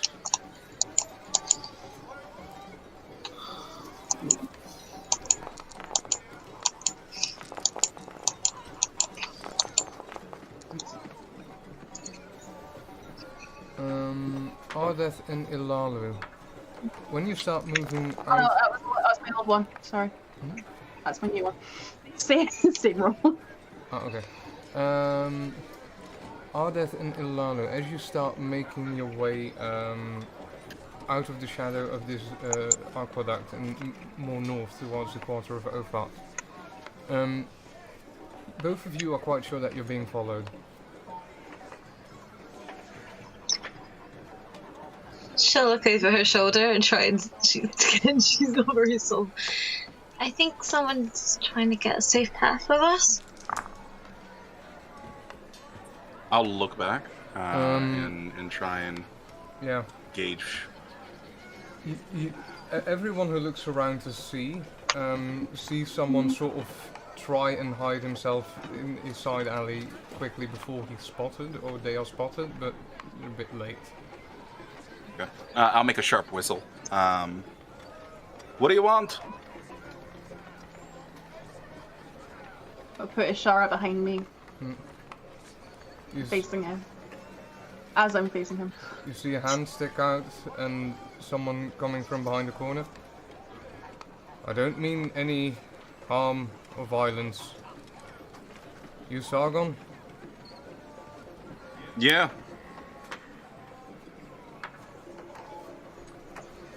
Please, I have work for you. Oh boy. All right. Well, stop skulking and come up. Come up. It's not a good idea to be following one group of people that are clearly on edge already. I was meant to spot him or find him alone. Could you come with me? Else I have to find you on a different night. Sorry, your name is... I'm not very good with names. I'm very good with faces, not names. And I'm pointing to Ardeth as I say this. Ardeth, okay. Could you continue leading them along? I'll catch up. All right. And I'll sort of pull him back into the shadow of the aqueduct. What do you need? I need you to meet me tomorrow morning, earliest as you can, at the University of Jawadi. Sorry, University of what? Of Jawadi. I'll type that out. Jawadi. Yeah, please do.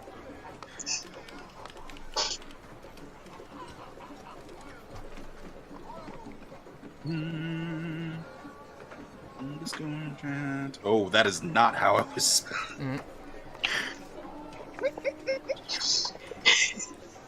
Okay. All right. Great. As in, Wadi. Okay. All right. What about? Well, I'm sure you'll tell me then. What time? as early as you can, as in I'm quite sure that this has become quite a bit more urgent as of tonight. Okay. Well, how about then tonight? I'm gonna have to check on a few things, but possibly. Where am I going? In the university. Not far. Not far. I'll try to be there around halfway through the night. Okay. All right. Come along. Easily enough. All right. Starts making his way away from you.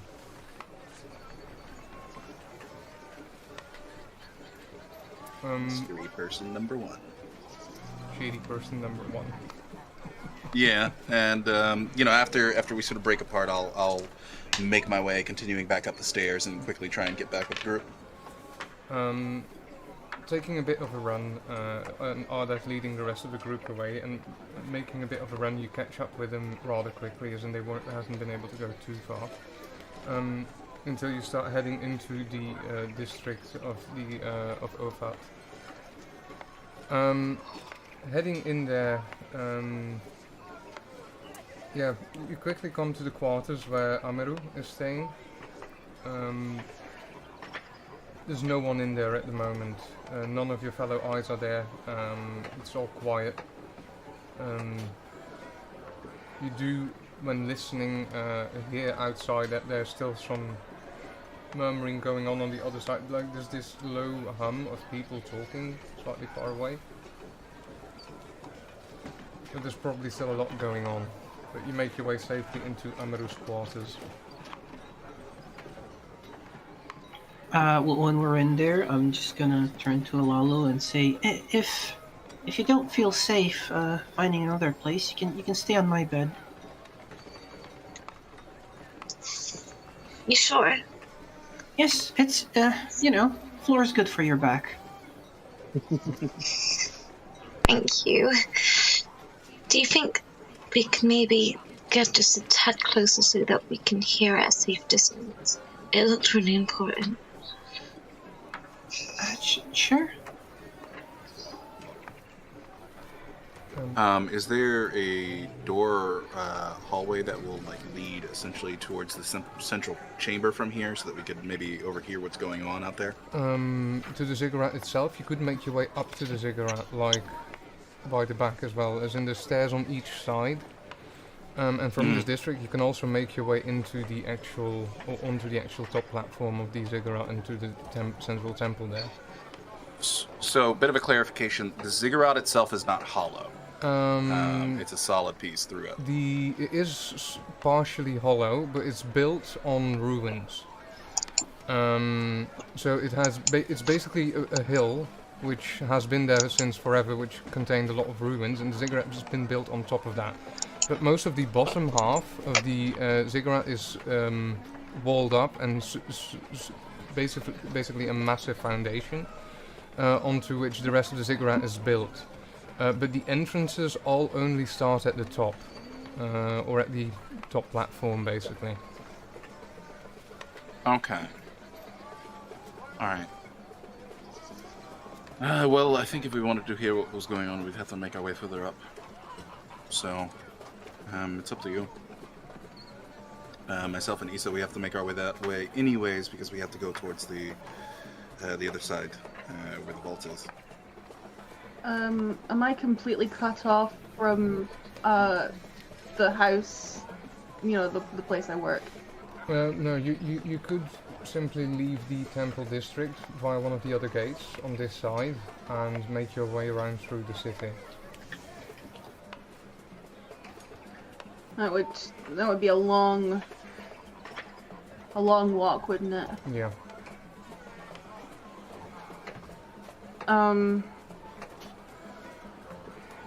I look at Ishara and kind of give her a look as to say, well, what's your opinion? / feelings. Well, it's a lot for one night. I don't know what to do. Well, Mum's gonna kill me. Yeah, well, she'll probably put me back in the... Well, whatever. We can deal with that later. At the moment, I'm curious to know what's going on, and... Yeah, me too. And imagine just eavesdropping on the high priests, on the voices, as in that... No way any of the other girls at school can top me off on that if I managed to do that. They wouldn't believe me anyway, would they? Probably not. Probably not, but you'll be armed with knowledge. Can we do that? We really shouldn't. But we can we? Rules. She just looks at Amaru a bit worried, since he's also slightly in priest robes. Don't look at me, I'm just an eye. You want to be an ear and listen? Sure. I say we eavesdrop. Let's do it. From the mouths of babes. Let's do it. We have to head that way anyways, so... So, out of the safety of the priest quarters, where Amaru is staying, You make your way back outside and onto the stairs of the ziggurat on the back of it, and start making your ways upstairs. Meanwhile, in Messy's mansion, you found this book, you've been making your preparations for travel, you're thinking you might need a mercenary or a guard or two. Is there anything else you would like to do tonight besides that? You're still looking for the book that particularly mentioned the ruins, because you were quite sure that the ruins were mentioned as well. I am going to make sure that the stables know to get midnight ready, and a pack mule, and get my large tent ready, because I'm bringing at least one security person from the manor with me, along with whoever I get to hire.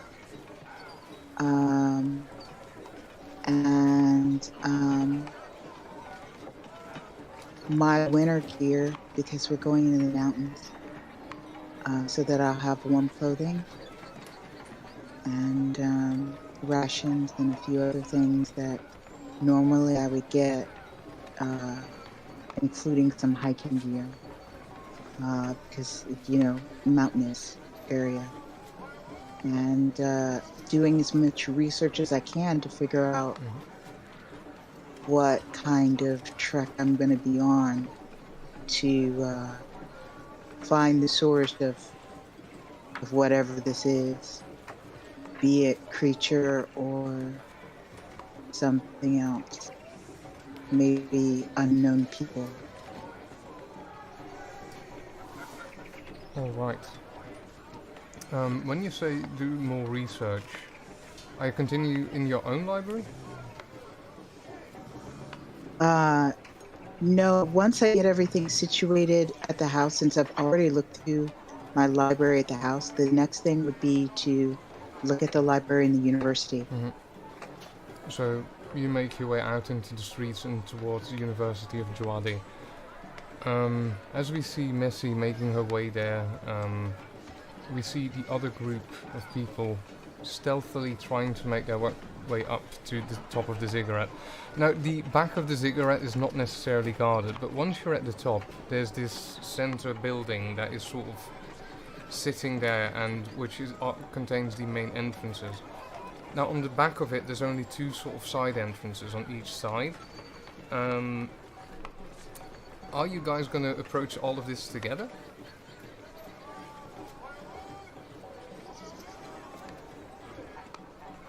I'm going to assume so. I guess. Okay. Yeah, I guess so. So, I would like everyone to make stealth dexterity checks. Oh boy. Good stealth, but good at dexterity, so. Exactly.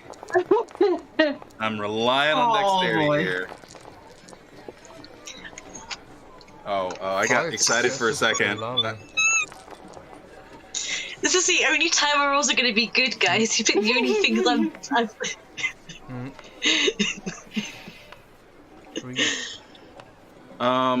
Can I willpower to reroll too? Go ahead. Sure. Alright, What does that mean? He spends one willpower and gets to re-roll up to 3 dice. Those dice cannot be stress dice, so they have to be white dice. Yeah. Okay. 1 second. I'm just gonna do it this way. That brings up to 2 successes. That brings me up to 3. That brings me up to 3 successes. Oh, 3 'cause I was on successes, 2. yes, absolutely. Amaru was the one with 1 success, sorry. Yes. Would you like to spend willpower to re-roll those 2? Yes, how do I do that? On the character sheet you can get 1 slash through your willpower, which is the willpower that you use, and then you just re-roll up to that many dice. That has to do manually, which brings There you we to go. 3 successes. So 3 successes, 4 successes, 5 successes, and 3 successes. As if you people know how to move as a group silently, and under the leadership of Ilalu, who seems to be gliding with her almost dance-like moves through the shadows and from shadow to shadow.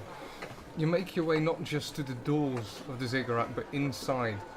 And under the guidance of Ilalu pointing you when to walk and where to walk, and with the guidance of Amaru pointing in the directions where to go, you manage to eventually find your way to an antechamber of the central chamber here, where you can clearly hear a few voices in discussion. And all of you make it in there and sort of start listening in, as there's a discussion between all 5 voices and the king going on. From there, I'm first going to click back to Messi real quick. You have by now reached the University of Tuadi. And I'm going to say you access its libraries, you go into the libraries there, and you can roll me another occult or investigation. This would be investigation intelligence, please. Investigation intelligence? Yes. Okay. Do I have any modifiers?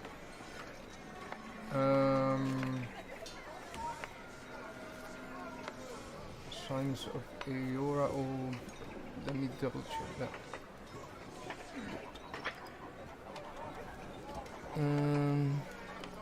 Lower specialties. Use it to creatures. Mythological creatures, technically occult. 2 specialties in occult. Mythological creatures I might change to your investigation then, and then you can add that. Okay. So, 1? So that's a modifier of 1 die, yes. Okay. Alright. 5 successes. You find the actual book that you were looking for, and it's way thinner than you remember it. As in, it contains way less pages, and you start going over it, and it's a collection of assumptions and things that have been discovered about the ruins on which the ziggurat has been built, and the other ruins that lay throughout the lands. As in, they're clearly ruins from an ancient time. Not entirely sure when they were built, as in this time has slightly been forgotten, but a lot of depictions have been found, which the temple tends to keep under wraps and private. But this is information that has gotten out, and it describes murals and these reliefs, which are part of those temples, which depict people worshipping giants or giant-looking people, which are assumed to be either giants, kings, or some different kind of people who just grow way larger than normal people. And on other references, these giants are fighting with winged people, who you assume at this point are probably the harpies. However, unlike the harpies, these winged people have 4 heads, as to their describing, and that doesn't agree with the whole thing about the harpies. And other depictions are wheels of flaming wheels that are depicted fighting these giants. And in other ones, it's those flying people with 4 heads that are being worshipped rather than the giants. It's all very rudimentary descriptions of these bas-reliefs and all kinds of interpretations about mythological grander creatures, but unknown as to what they are. But from what they tell, it assumes that there was either the worship of kings or giant people or gods, or these were the actual gods in a long time ago, perhaps when they were at disagreement with one another. This mainly mentions that this is probably the actual 5, if it is the gods, and that the mother was probably not included in the fights between them. It's all very rough information, as in what you have available to you.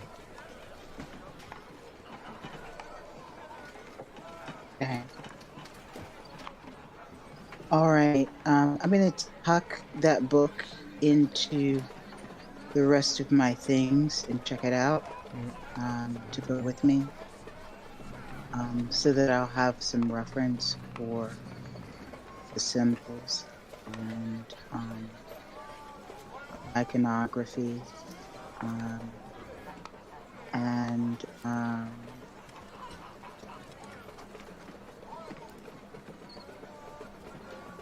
check to see that the room in the university has been set up. You make your way Then through head the back hallways home. of the university to the few rooms that you've sort of an outward wing sort of set apart for this insurgency thing going on, to just call it that. As you make your way over there, I'm going to switch back to in the temple where this discussion is going on. As a voice is heard that is unfamiliar to most of you. Let me look down. Who you assume to be Amaru is not one of the voices that you know. Dreams, you quite sure that you've heard it again, it being King Mamet of Forzes. I agree with the other priests, I have to say. Ofar. We must not too quickly assume to know the will of the gods, not even you. And Ofar Amose goes like, it's typical for you to want to involve yourself again into ziggurat business. As in, don't you remember that your forefather chose not to be a priest anymore when he took the crown? I'm well aware. It doesn't take away that your current ideas and your current reforms are creating a lot of tension between the people that we cannot use right now. If that is the will of Afat, then so be it. Then it's Eki of it's Ramar Ethi that speaks up again. Amose, please see some reason. As in this way we're gonna have a civil war. Nobody wants that, not even you. The gods don't want this sort of discordance and death, as in war is not something anyone needs. And they sort of murmur amongst themselves. Is there anything particular that you're listening in for besides the disagreement between these people?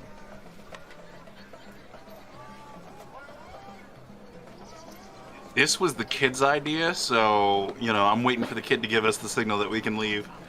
If we can hear it, or most of it, I'm just gonna try and ascertain, like, how many people in the room are on the Ofar side and how many people are just, like, generally not. The only one that seems to be defending the Ofar right now seems to be the Akmar of Akmar Ugoti, right? The High Priest of Aknat, yes.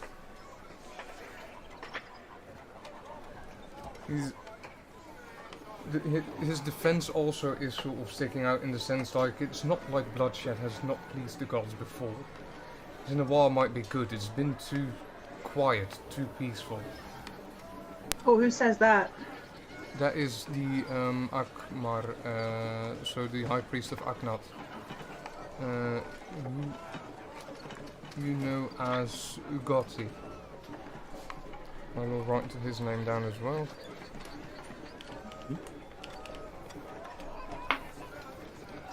And does anyone actually attempt to look into the room? Yeah, No. I at least don't. Hell yeah, Lally would try to have a little peeky peek. Ardeth and Ilalu both roll me a extra stealth roll. Difficulty is only going to So be is it- 2. Is it still stealth decks? Yeah. Stealth checks, stealth with dex, yes. Stealth. Okay, and did you? What did you say? Difficulty of 2. 2. Okay. Dare I look? Oh! Ilalu, you've got 5 successes again. You see Ardeth go in and about to stumble. You can... you see that he's going bad. Now, there's 2 things that can happen. Either you can say, I'm going to take a willpower damage and prevent him from fucking this up. Or Ardeth himself can sacrifice a willpower to reroll up to 3 dice. Who needs to make a decision first? Because Alalu is nice and will do that. Are any of us behind them in range to catch them? Because I will definitely try. Ilalu is, and Ilalu, you use sort of like... Fine, I'll do. You don't. Fine, I'll use one of my 2. Yeah, you said you're nice and you're gonna do that, so you use one of your willpower, and I want everyone to make me a willpower roll, please, at this point.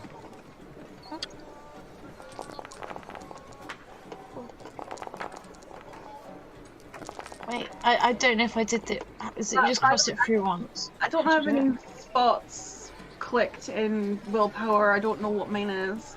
Your willpower would be a combination of your let me double check. Oh dear. Or health, for that matter. Your health is your stamina plus 3, your total, and your composure plus resolve is your total willpower. Every one of you see this happen, and all of your neck hairs sort of stand on edge as you almost see Arda stumble into that room. Ilalu, you stop him from doing this, and you catch him nicely and sort of calm this, but it's... You gain 1 point of stress as well, as this situation was really on edge. So that is 1 point of hunger, basically, which is our stress.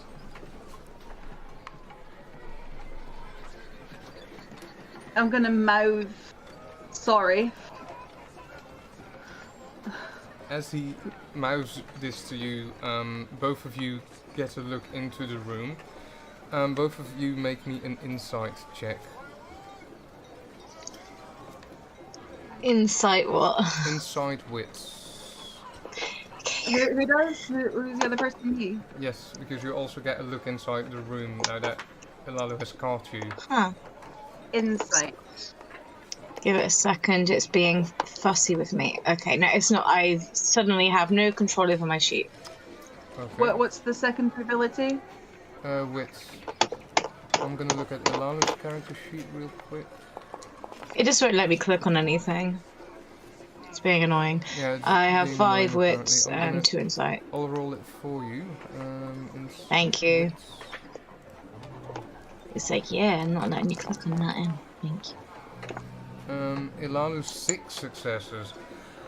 You managed to catch a whole lot of this conversation going on, and the moment when there is this talk of war coming from the Akma,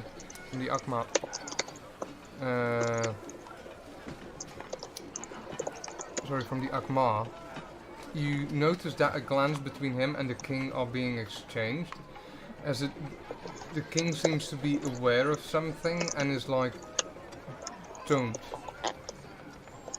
at the Akma. You do notice also that despite the Akma Gotti agreeing with the Ofar, Amose, or sort of despite defending him, he's not necessarily agreeing with him. And Rama Ethi and the other 2 men in the room, the other high priests, they seem to really dislike the Ofar's current opinion. And Ramar Ethi, who you've spoken with earlier this night, he seems almost seething and really keeping... He's biting his tongue not to just openly start shouting at the Ofar.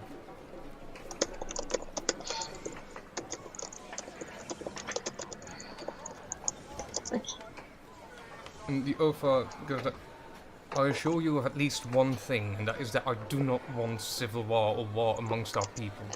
And unlike what you are implying here, Agmar Ugoti, is... No, we do not need war. What we need is Orfat's guidance, and he's given it to us. And then eventually, Manar Enzuna goes... It is not necessarily Orfat's guidance that we saw tonight. It could be been the gods together giving us a sign. Maybe they're even displeased, and that might be why they are displaying this sort of power. We've not seen anything like this before. A light in the middle of the night that outshines almost the sun.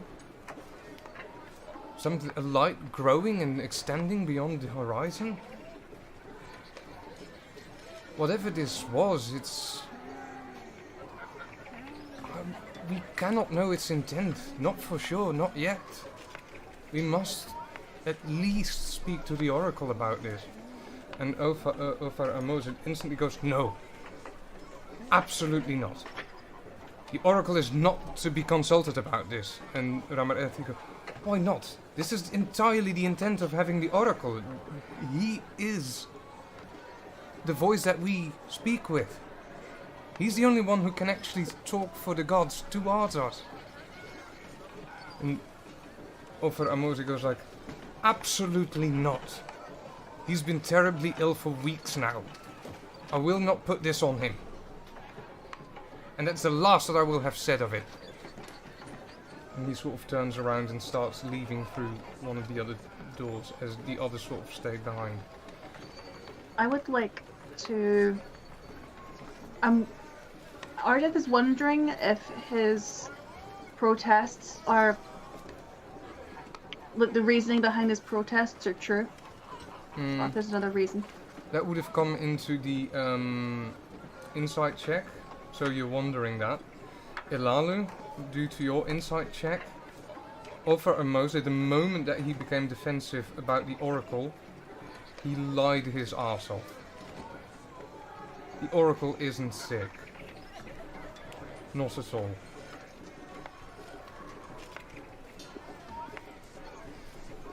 And there's just this murmur going around, and the moment that he leaves the room, there's this silence falling over the other voices and the king.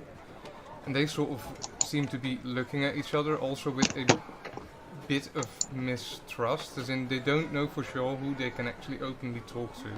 So it's clear for you to see, particularly with your 5 in insight, these men are not entirely sure who their allies are and who their enemies are in this inner circle. And at that moment, Ardeth, you're being pulled on your leg or on your loincloth, like... This is getting kind of scary. Can we go now? Ardeth nods and pulls away from the scene. So you all also heard the rest of this conversation. And you start making your way out of the central room again. Back to the back stairs and start making your way down on the north side. Alalu will pass on what she saw and what she felt about him lying and the extra details that she gathered. She'd pass it on to everybody else. Amaru? That is interesting. There's information that you have, Amaru, and that is that in the last 2 to 3-ish months, the Oracle has been confining himself to his chambers. The legs that have been supporting him or that have been part of his personal retinue have changed, and the only one that has been seeing him in that entire time outside of his personal legs is the Ofar.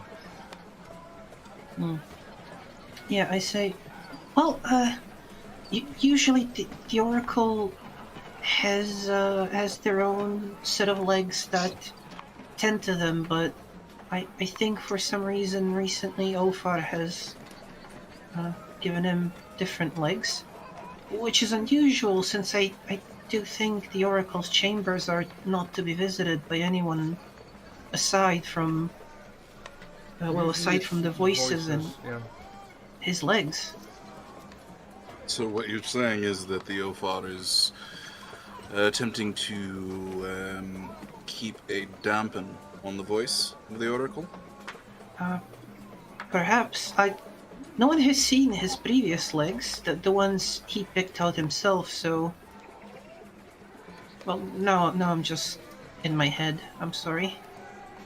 No, that's scary, and Leofar is a fucking liar, so... Ardath But I- is Telling going you to like killed take There's a big eyebrow up on the cuss word. I mean, it's true.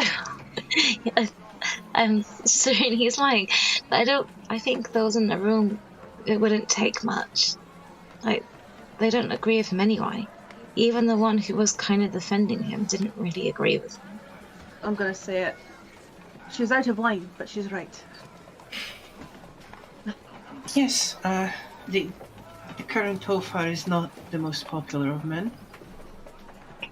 Sounds to me like he's frightened of something, frightened of the Oracle being consulted for some reason. And I'm curious as to what that reason is. Well, either can't way, say I I don't think we don't- should linger here. I'm assuming No, that I'm- this is happening on the way down from those stairs. As in, these are Yes. not the main stairs; they're quite narrow. You're like the only few people on them at the moment, so Yeah, I'm trying to get us as quickly as possible elsewhere. and eventually you make your way to Amaru's quarters again, shared quarters, where a few other of your fellow eyes have sort of arrived by now. Also just talking amongst themselves in a corner as they see you come in, and then they just suddenly shut up. I look around, like the oddly silent room. Well, that's not suspicious at all. What's up, fellas? Oh, we're good. How are you, Amaru? As in, we've not seen you for a bit. Yes, I've been with...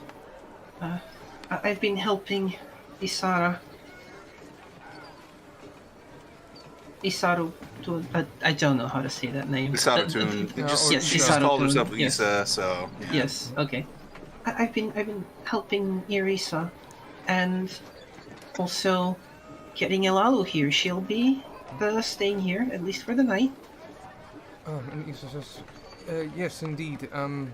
Make me, by the way, a manipulation deception, as you say that. I mean, Also, I don't keep think in mind that I've... your clothes are filthy I don't as think fuck. I've deceived them. Where's deception? Wait a second. I don't see deception. I am probably blind as hell. I think that would he be I think you mean subterfuge. Subterfuge manipulation, yes. Subterfuge. Oh, okay. Oh, that is not going to go well. Hmm. Do you have Any zero in extra it? dice for Issa being literally there? You just see the three of them standing there. They sort of look at you. They look at Isa, and they look at you. Then one of them just sort of squints at you and looks at your clothing. Have you been hunting again? Yes. Why lie about that? Like, I didn't. I did that before. right, what? And he looks at Isa. He's been helping you, and Isa says, as she says, and double check. I just wanna mention I do have both Sanctity and Good Old Boy. Right, that is true, but still though, we're gonna see how they do. Alright. We know from now on, never let Amaru lie whatsoever. Yes, very bad at So- it. Yeah, it's like wink, wink. Yeah. Here's the thing, That's a- all of you are like, oh my god, this guy is so goddamn busted. That is like the worst lie you've heard in your life. Even Apshara is like, in your direction, almost like physically doing that at you. And those others are like, well, okay, if Ishara needed help, then Ishara needed help, I guess. And they sort of just continue a conversation. Didn't seem to be about anything particular besides the whole thing that happened tonight, and they sort of just leave it at that. Let me say, they rolled as badly as you did.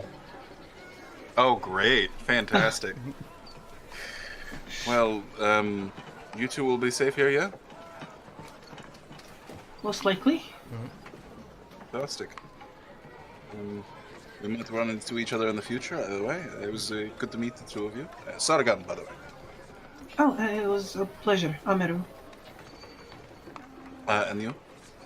Oh, Alalu, it's really nice to meet you too. And she'll hold his hand in both of hers and shake it very enthusiastically. Okay. Thank you. Okay, alright. Ushara just waves from the middle of the group and just says, I'm Ushara, nice to meet you. Ardeth, we going home now? Please?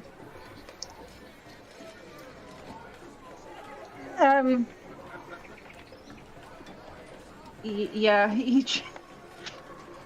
kind of like, he's aware that nobody actually believes that this is his daughter, so he just kind of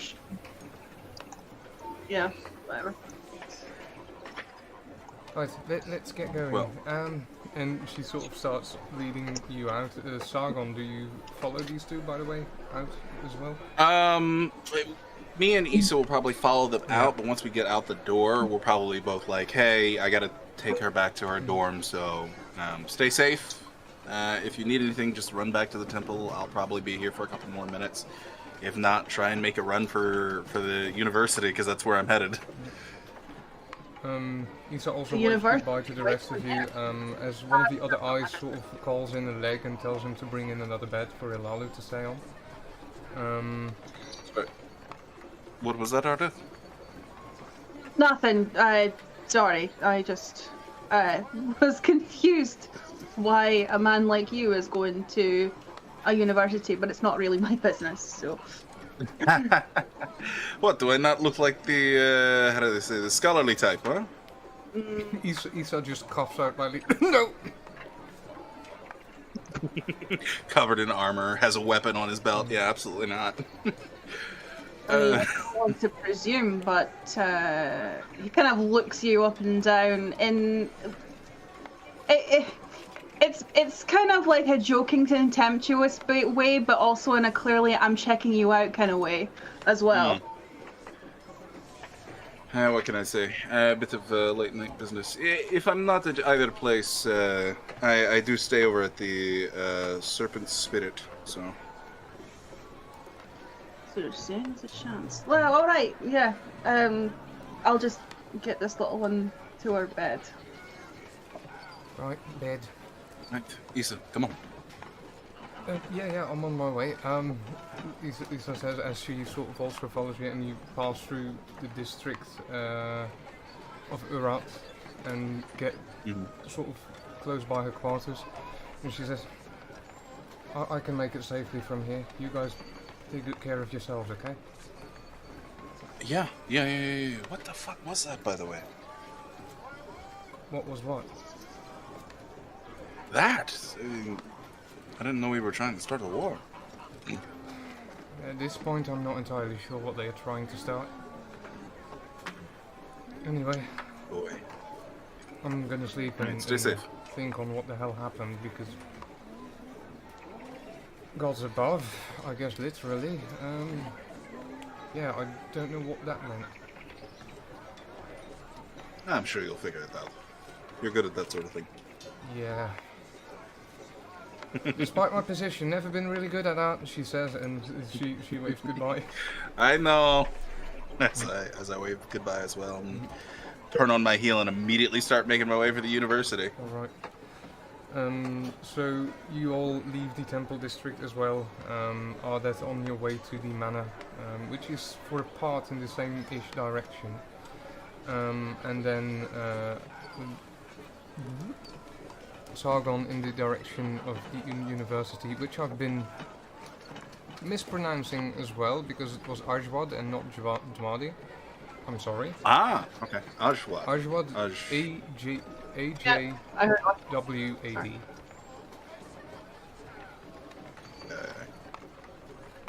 I give all of these things names, then to forget them again, and then to rediscover them.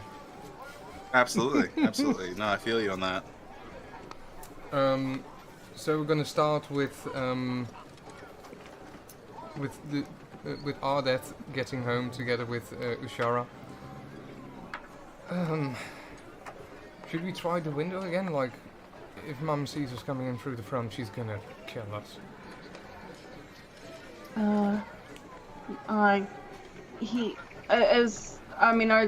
Is there light in the windows and stuff? Like everybody's still awake. Yeah, it's Yeah, still there's early. clearly Isn't it? still activity in the household. I'll take her around the back of the house, kind of ducking underneath windows and peeking in to see if, like, just what the situation is. There's any shouting or anything like that. There's no real shouting going on, and most of the windows are open after the day to let the air flow through. So you find your way around the back of the house, and well, most of the windows are slightly on the high side to peek through, so you really have to get on the tips of your toes and jump a bit to have a look inside. But you do see that in Usheb's study that there's no lights in there, no direct lights lit in there. Any light that you can see in there is probably coming from a room away. Does his study open out into like a public area, like, or could they like slip in the study and out and probably not attract any attention? You could try that, you're certain. As in, it is still quite an open area which it comes out to, but all the rooms in the house tend to lead to that. But there's other rooms nearby enough to sort of try and slip by. All right, let's go in through your father's study. As you give Ushara a bit of a boost, and she catches onto the window frame and sort of pulls herself up. They're like, okay. She drops in, and I'm gonna make a bit of a check for her.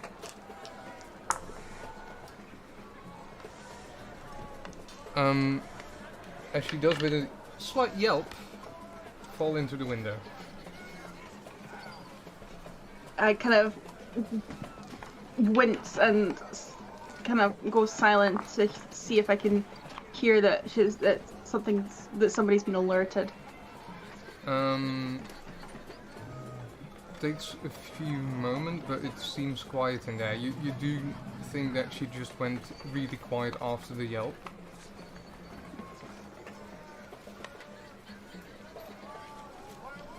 A few more seconds pass. After a loaded pause, I'm going to follow suit. As you jump for the window to grab the sill as well, you hear Usheb's voice go, Shara, there you are. Where have you been? Around the house? Don't lie to me, young lady. And you hear her being pulled off, basically. But Dad, I'm fine, as in, I was in the house. No, you've not been. Don't lie to me. You might lie to your mother, but I know when you're telling the truth or not. Where have you been? Dad! And you hear them going sort of off. I was going to, like, make a noise to get his attention. You can. Yeah. Usheb. Like, what? And you hear someone coming up to the window, like footsteps, and then Usheb's head pokes through the window and he looks down. What? He looks at back inside. You can see him look back inside and then back at you. Oh, that's really... Where have the two of you been?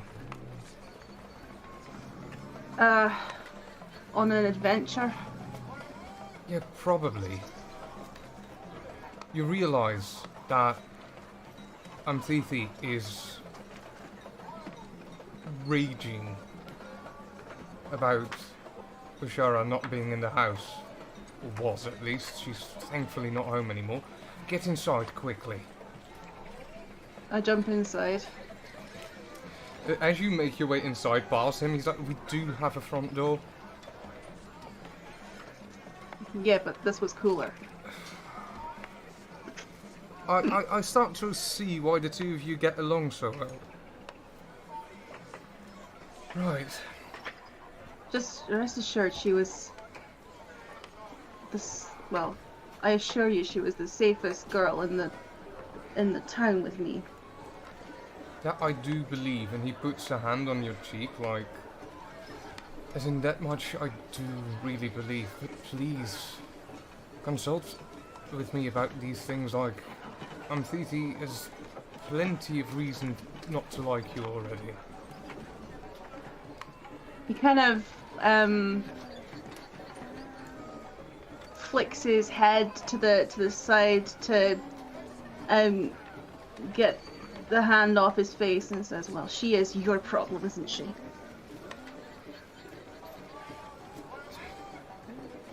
I've had enough people shouting at me tonight, or at the very least highly disagreeing with me. Could we please not?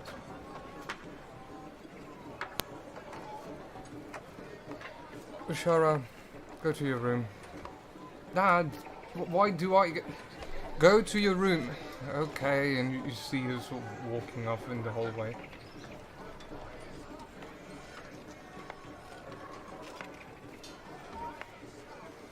Honestly, I'm glad that the two of you had fun and had an adventure, all that, but... What do you want to do? What do you want me to do? She's my wife.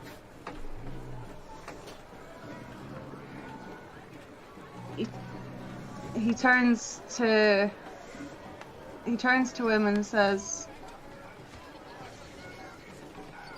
you didn't really explain your situation to me before you...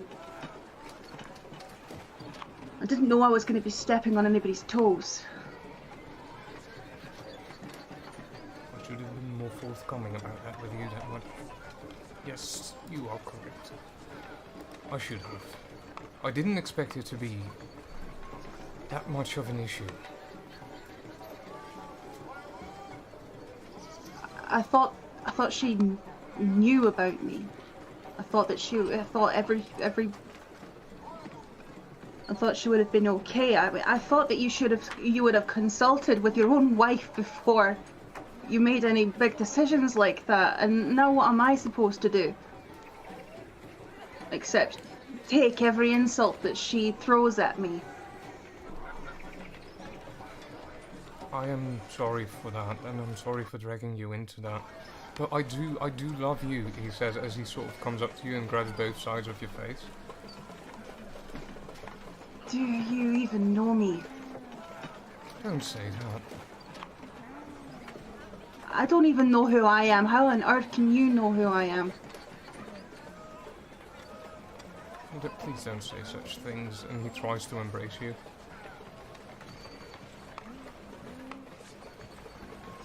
Look, you're not listening to me. He's gonna push him off.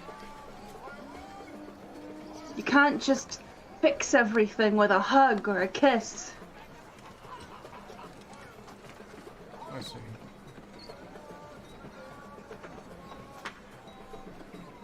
Look, next time consult me before you take a Shara out, and...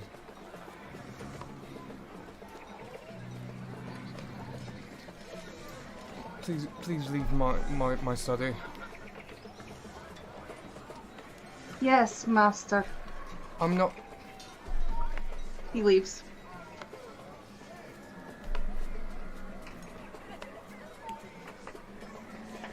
There's just dead silence in the study behind you as you leave. And it takes a few seconds before you start hearing... Or you hear him starting to cry. As you make your way out. he feels bad, but he's also really fucking stubborn. So.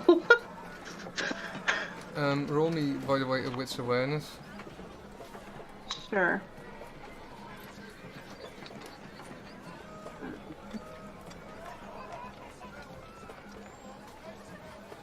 Awareness.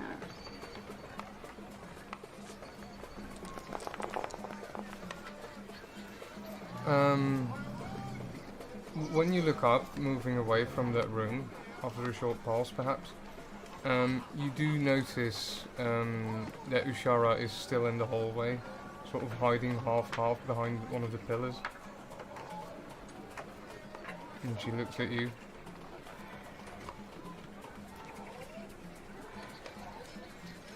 I kind of give her a kind of upwards chin nod. She kind of does the same. And there's like this slight smile, like sad but trying to be positive about the whole situation, and then she turns away behind the pillar and starts making her way to her room, you expect. Yeah, I'll go to mine. Alright. And there we're gonna cut away from the house of Usheb towards the university, where we see Sargon arrive and stand outside, sort of waiting for this shady figure number one. Sargon would have actually, before getting to the university, he would have gone over to the Serpent Spirit and gotten his bow, his shooting glove, and his hip quiver. Alright. Just in case. And he would have checked on Zutu real quick, just to make sure that he's doing okay. Zutu is doing good. Fantastic. He looks like he's recently been fed and is in a slightly swollen stomach area. And he's just currently sleeping, probably eager for the day to start again, to start sitting in the sun again.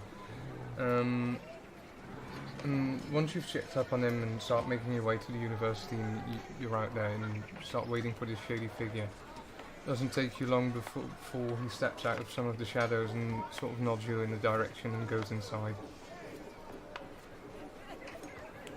Yeah, I will follow. And you follow him inside and you make your way through some hallways. That is also when you roll me both Cyber Mama and Dreams. Roll me a awareness wits as well.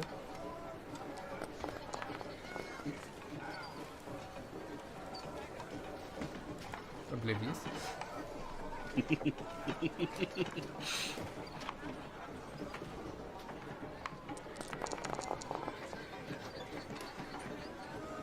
Yeah. Neither of you spot one another. Just blatantly walk past one another. As Ole. as Missy is making her way out of the university again. Can I willpower that? Oh, you can willpower that, absolutely. Yeah. Reroll me up to 3 dice. So Alright, yeah, you can reroll 3 dice. Screw it. It's an important roll. I'll willpower as well. Go ahead. Add another willpower damage, and then... Alright, Cybermama has 2 successes, 1 extra success for Sargon. With 3 successes... that's 3 total? Yeah, Messi, you spot Sargon walking into the direction of one of the rooms that you had set up for the sakes of this covert operation that's going on under the hand of Meran, accompanied by a shady figure, number 1. Do I recognize the shady figure? The shady figure? No, but you do recognize Sargon from earlier tonight.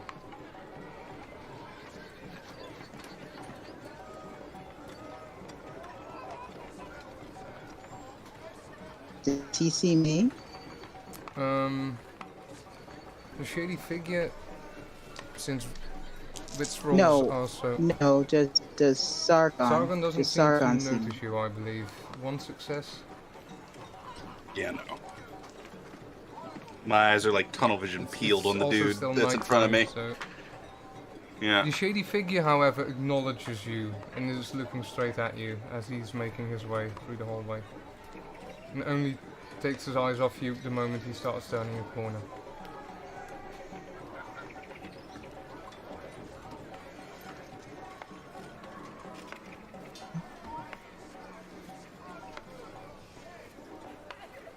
I am going to pause for a little while and make sure that they've long passed. And then I am going to go down the hallway and peek into the room that they go into real quick to see if there's many people in there yet. So, after a while you follow them. Sargon, you're led into a room which is usually probably used for teaching. You assume go in there and there's like 2 other people in there waiting at this very moment. And the shady figure sort of turns around and says, "My name is Arce. It's a stupid name, I know. Thank my parents for that. We'll be waiting here for a while. I've got someone coming."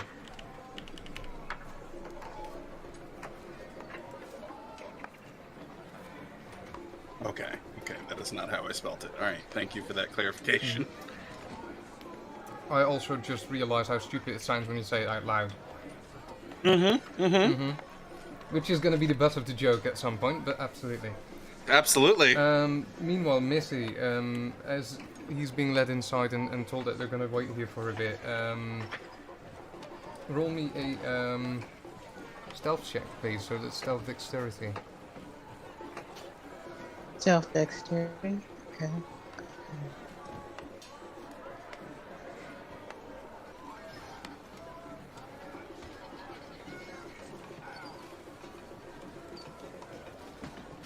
Oh, I don't. No one hears me when I walk. Does that help? for Sargon it might help because he didn't notice you, but the shady figure had noticed you before. Okay, so never He mind. was clearly making eye contact. Still, decent damn amount of successes. Using the shadow and the darkness to your advantage at this moment, you don't peek in like straight around the corner, but you take some distance from the door as you try to peek in. And you do see that there's two other figures in there, currently sort of waiting, and you also notice Sargon and the shady figure from earlier.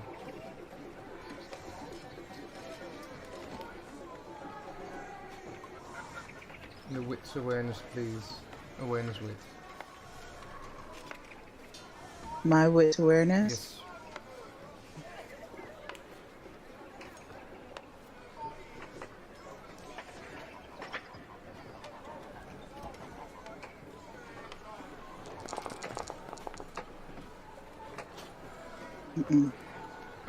It's at that point that you hear the voice of Maran go, "Missy, I thought you were planning to stay out of this particular bit of the business." I turn around and look at him guiltily. And then go, I see. But Maran, on the other hand, wasn't necessarily that quiet, and you do see the eyes in the room sort of turned at the door at this point. Yeah, if Sargon heard, he's like poking his head out the door. Yeah, you see Macy standing there next to Maran. Is she still doing the quiet? She's doing the thing. Ah, well, if you wouldn't mind joining us then, I remember you from the from the pets. No, it's okay. No. I mean, you've already been caught. It's kind of... Crap. Maran looks at you. In a way, you're already part of this. Great. Okay, come in. Alright, everyone. And he leads you inside, and behind you sort of closes the door and then looks at the rest of you. I say thank you for bringing him here. The rest of you also thank you for joining. So what I'm about to suggest here is sensitive. You're all professionals. I'm going to assume that you can all keep your professionalism, and if you do not feel like being part of something highly covert, then please leave now. He sort of steps aside from the door.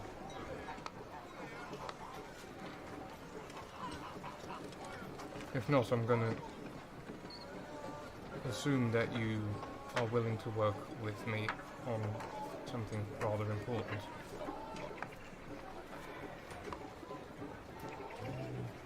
I have no objections. Right then. I'll be blunt. Ofar Amose has to die. And that is where we are going to cut today's episode.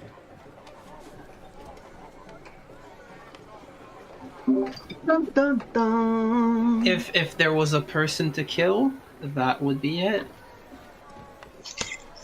Thank you all so much for joining. Thank you for playing with me. And the people who have been watching and who have been listening, thank you for listening, absolutely. I hope to see you all again next week. I hope you enjoyed this, and yeah, thank you all. See you soon. Bye bye. Bye.